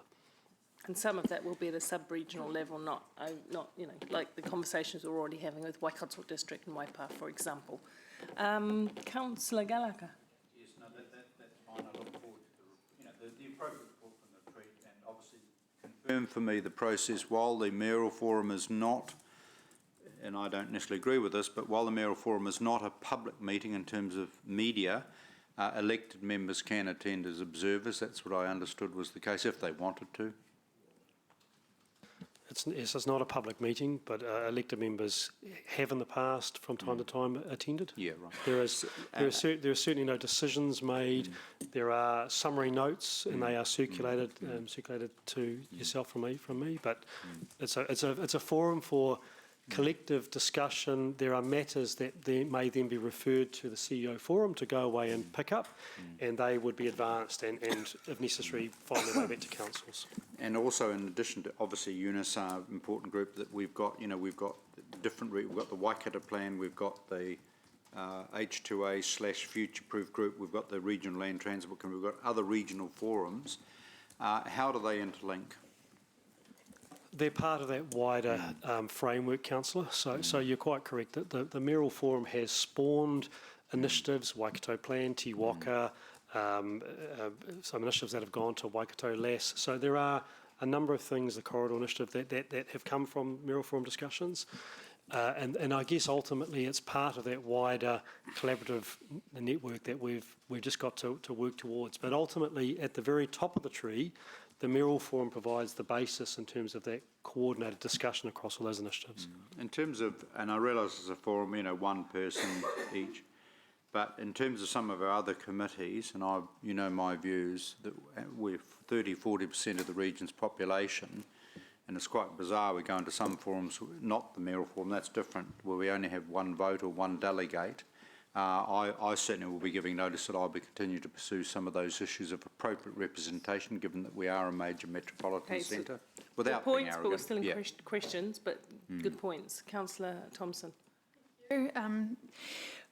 I'm just interested in, say, with the wellbeing considerations, kind of, I guess, coming to more prominence now in local government discussion and stuff. Do you think climate change is going to be a more, I guess, more of a priority in these upcoming discussions? Because looking at where the focus areas have been in the past term, it wasn't climate change. The Waikato Plan, I noted at the regional induction, had been really slow in the uptake around climate change as well.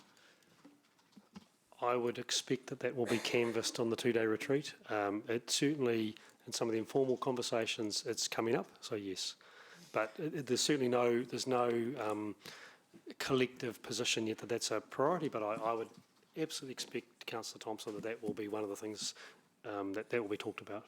Absolutely, that's my understanding too, and because Local Government New Zealand has put a spotlight on through its discussion documents on climate, and local government therefore does have to respond to the direction of Local Government New Zealand, and I support that strongly. I actually raised it at UNISA also. And I have to say, I raised it at UNISA, and Blair is spot on. The range of views around the room varied from the naysayers to the ones who were, where have you been, look out the window view. So, interesting. And will there be that opportunity, Mayor Paula, you talked about consultation with members prior to the forum, opportunity for members to kind of say, all right, here are some of our key priority areas that we maybe agree on? Yeah, those will be multifaceted. Firstly, I am keen to have, through the various committees, a strong sense of where you want me to head with my conversations. I did mention the spatial plans because we've got H2A, we've got the Metro Plan, we've got Future Proof. I've had a strong conversation in the last 3 days with Tenby Powell from Tauranga around Future Proof and smart growth, lining some up. Some priorities, so there's a whole heap of exciting stuff. Haven't had the chance to, for example, talk about that with economic development yet, because I only got back on Friday, but those are the kinds of conversations that I would like to have. How do we feel in this space? Because we don't want to go too far away from the framework that we have, which is those spatial plans. Otherwise we get into no man's land, you know, with the conversations. But yes, is the answer. And look, as a newly elected member, I would suggest that you do come along and observe each of these type of meetings on a once-off at least, so it gives you the good context. Honestly, it's nothing like going in and seeing how people operate, what the interaction between people is like there is good. I think just to help give some context around this triennial agreement and the whole landscape, what the purpose of this the Mayoral Forum and some of the other collaborative initiatives is around how do we find alignment with our other neighbouring councils or other stakeholders where we can have a common voice. It may be lots of people having a voice, but where our messages are common or strong. So together we can be a strong advocate for particular issues. And so what the Mayoral Forum provides us is a place to potentially distill out of all those various opportunities or challenges or issues, where maybe do we work together to have a common voice or have a stronger position or a deeper understanding so that we can advocate with the government or other stakeholders to achieve outcomes. So, of course, as you can imagine, with 12 councils at the Mayoral Forum, each council has their own priorities, initiatives. Searching through those to find commonality is always challenging. And so that's what these bodies help us try and distill down. And so, for example, climate is one that is highly likely to be right at the top of the list. Quite what we would pursue there will be work to be done. So, but you know, I think in other initiatives we may find that the entire region doesn't support taking work on that, but a sub-region may do. So, for example, Future Proof has been for us for some time now our focused growth planning partnership, because growth is a big issue in this sub-region corridor area. Very hard, for example, some of those councils to the south part, say South Waikato, Taupo, to be part of Future Proof because they're just geographically spread from us. So different initiatives will either can cover the entire region or a sub-region, and I guess that's the art of what Mayor Paula will navigate through with support of staff and other elected members as we look to find that stronger voice. And ultimately it's about finding a stronger voice that helps the Waikato and by association our community achieve better outcomes and better wellbeings. Thank you. Climate change, that we look at making that a bigger driving factor within the Metro Spatial Plan?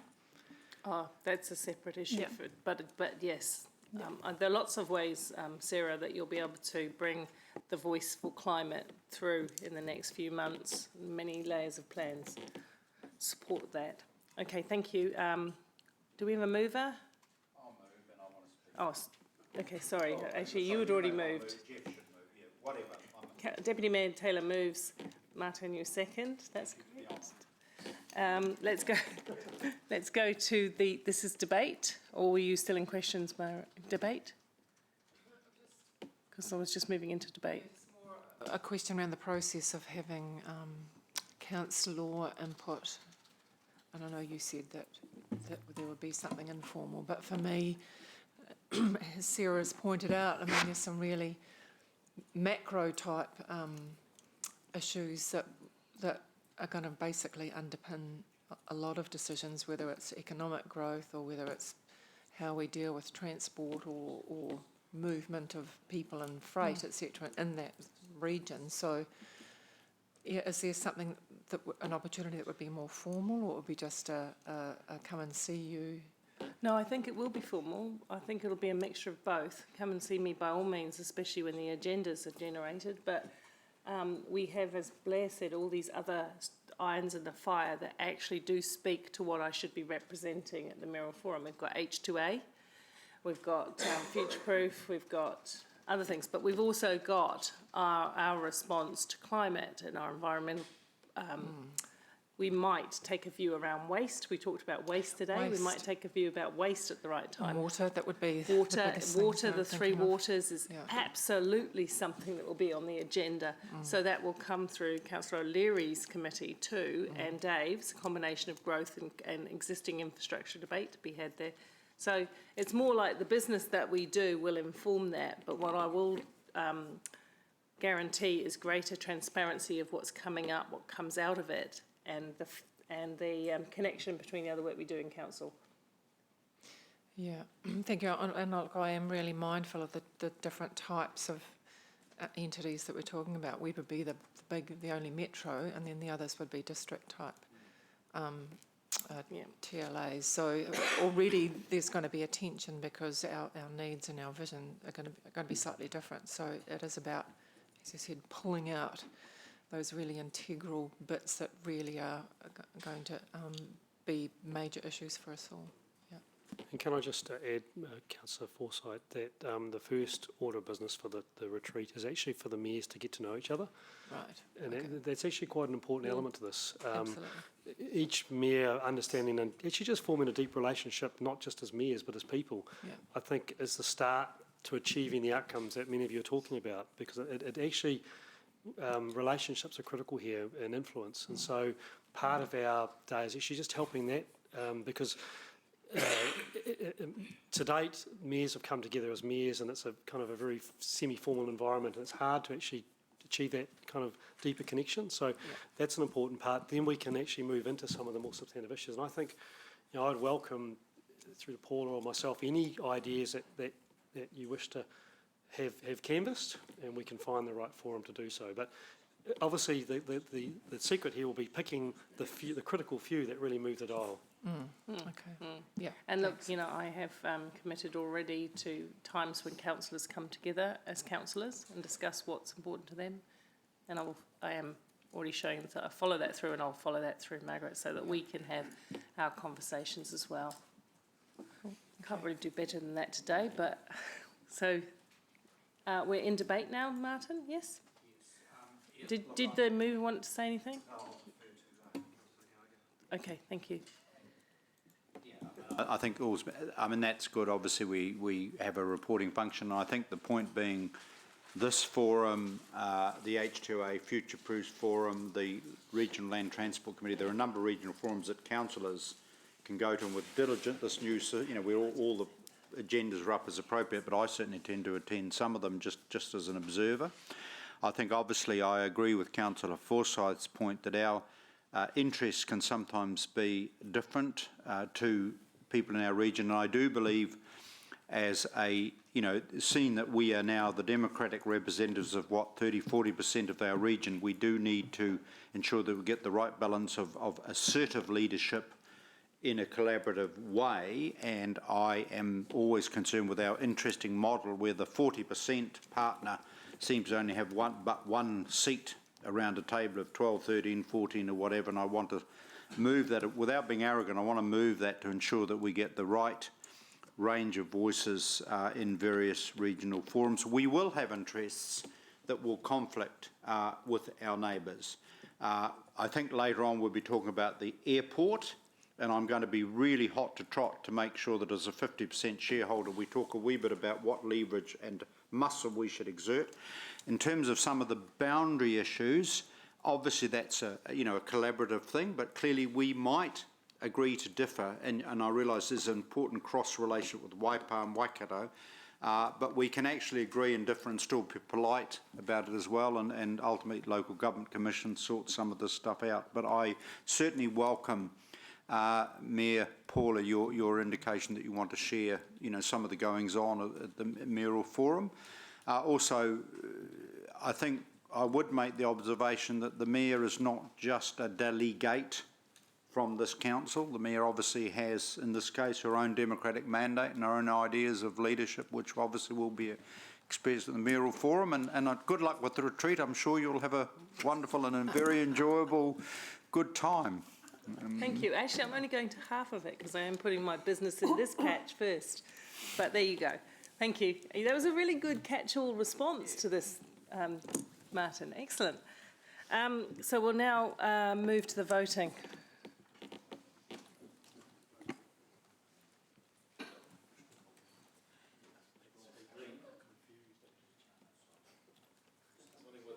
The motion is carried unanimously. So we're going to plough on to get through the last two items, take a lunch break, come back into public excluded, so that allows, you know, people who need to jog on through the public excluded. But we're not in public excluded now, we're just going to go 11 and 12, lunch break, back into public excluded, okay? And then into the transport issue. So we'll pass the motion to go public excluded before we close out, will we? Well, we will, but we haven't on the just forecasting so that you know where we're going. So schedule of reports should be reasonably straightforward. Happy to move, Councillor Bunting. Councillor Wilson, was that? Thank you. We can really take this as read, mostly. Councillor Pascoe, question. Yeah, my only question, Mayor Southgate, is that I thought the schedule of reports was comparatively light. I thought there were a number of items that were coming forward from the induction process that we've been through, as well as some that were carried over from the previous council, which I thought might have been on that schedule. And I've just listed a few, but I by no means do I think I've got them all. But there was that climate change report that we had promised back to the group who came here before the election, and we promised that back, I think, about March. And I'm not sure which committee it will be going to now, but I can. and we've talked about the three well-beings. We've talked about the three waters review. Sorry, could I just interrupt you there, Councillor Pascoe? So those reports that you're talking about are coming on the other committee schedules, which will come to their respective committees for approval. So this is only what is coming back to council, is it? Just specifically for council. Okay, I understand. Yeah. Okay, all right. Well, that just confused me a little bit. And the only other thing that I thought should have been on there are the strategic reviews, and I haven't seen as yet, and it may still be due to come, and that is that I thought as a result of our induction process, we might have ended up with a review of council strategy and the vision that we do. Yeah, that is coming, and that's all part of the long-term plan process. So it's separate. So it's not for another 18 months or so? No. We start. Sean, you might want to talk about that. Okay. We so should that be on a schedule here? I don't know. Should it? So all of the long-term plan has its own schedule of meetings, which are all sort of booked in. So in terms of that vision strategy for council, we're currently working through a piece of work with the mayor.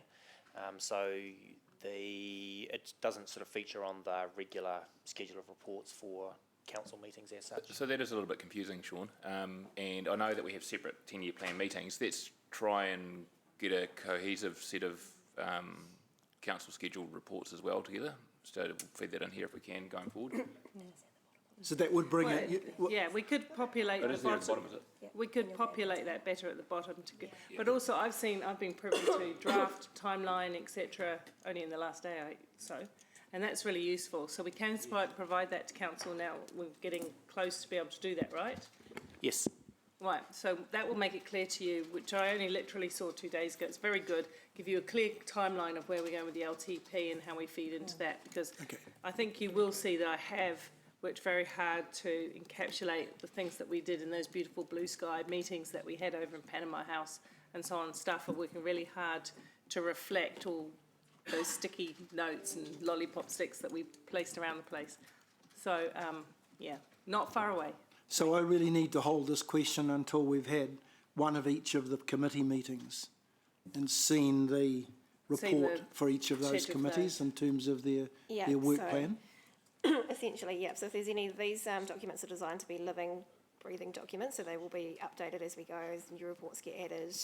At each of the meetings? At each of the meetings. Okay, thank you. They're also available on Diligent at all times for you to view, so you can go on and see what's coming where. In addition to this, we will also have the agenda planning documents for all of the committees, so you can kind of see at each, what's coming to each meeting right in front of you.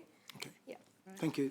So, and in between Becca, if Rob has oversight of something he think may have slipped through a crack, which things do, he should come to you and just check it out or to alert you to it, and then or anyone else. I know, Councillor O'Leary, you have a very good eye for detail on what should be coming up when, so you would just feed that in as you saw fit. Thank you. So let's go to the vote, shall we? Oh, I don't see anything up there. But sorry, here we are. Councillor McPherson. Thank you. I've just got a couple of little detailed questions.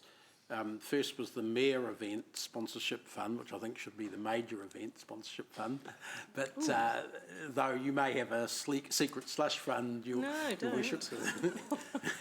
But more importantly, we decided on a report coming back by May. Did we? Was it May for that? Plus for the Māngai Māori review, we decided so that both of them would be added in for definitely. May. So as part of our process afterwards, we add those the resolution reports to these schedules. And also lower down under business as usual, you've got two with nothing listed, Heritage Fund and Passenger Rail. I know the heritage issue actually reared itself ahead again during the holidays. It would be good to have some sort of timeline for that. Certainly to be able to fit into the LTP discussions. So could someone think up when? In that section of council, passenger rail. Caught that, Sean? Sorry? Sean, you caught what? Yeah, very important. Yeah. Passenger rail, a little bit different. That should be, I imagine, going to Angela's committee from now on, unless it's talking about future passenger rail, in which case it might go to my committee, the regional rail issue and things like that. I So it would might imagine you work worth collaboratively. specifying what they're talking about there and where it should go. Yeah, because there will be some overlap, as you know, and you will work collaboratively on that. Perfect. Any other questions or discussion? We're into voting. We had a mover, didn't we? Councillor Wilson, Councillor Bunting, Councillor Wilson, is that? So do you want to speak to it, Councillor Bunting? Councillor Wilson? No? Go to the vote.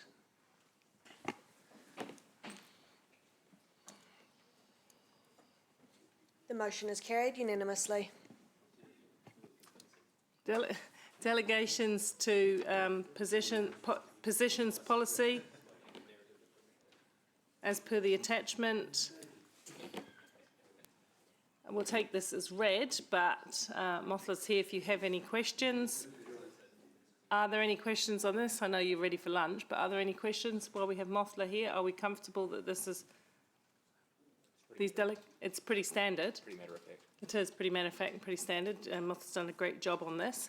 So no questions, therefore we'll go to the vote. Oh, we need someone to move it. I'll move, and Deputy Mayor Taylor will second. And we'll go to the vote, and if there's any discussion, I don't need to talk to it. Jeff, no?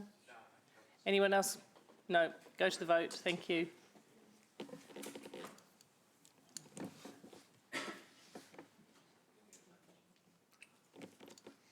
The motion is carried unanimously. Okay, thank you, Councillor. We're gonna move into public excluded, and then exactly following that, we're going for lunch. And we'll come back, it was all right to come back at 5 to 1, where we'll do all our public excluded items and then go into the East Ruakura issue. Okay? I also move that we move into public excluded, seconded by Deputy Mayor Taylor. All in favour? Opposed? Carried. So now we're adjourned for lunch till 5 to 1. Is that sufficient?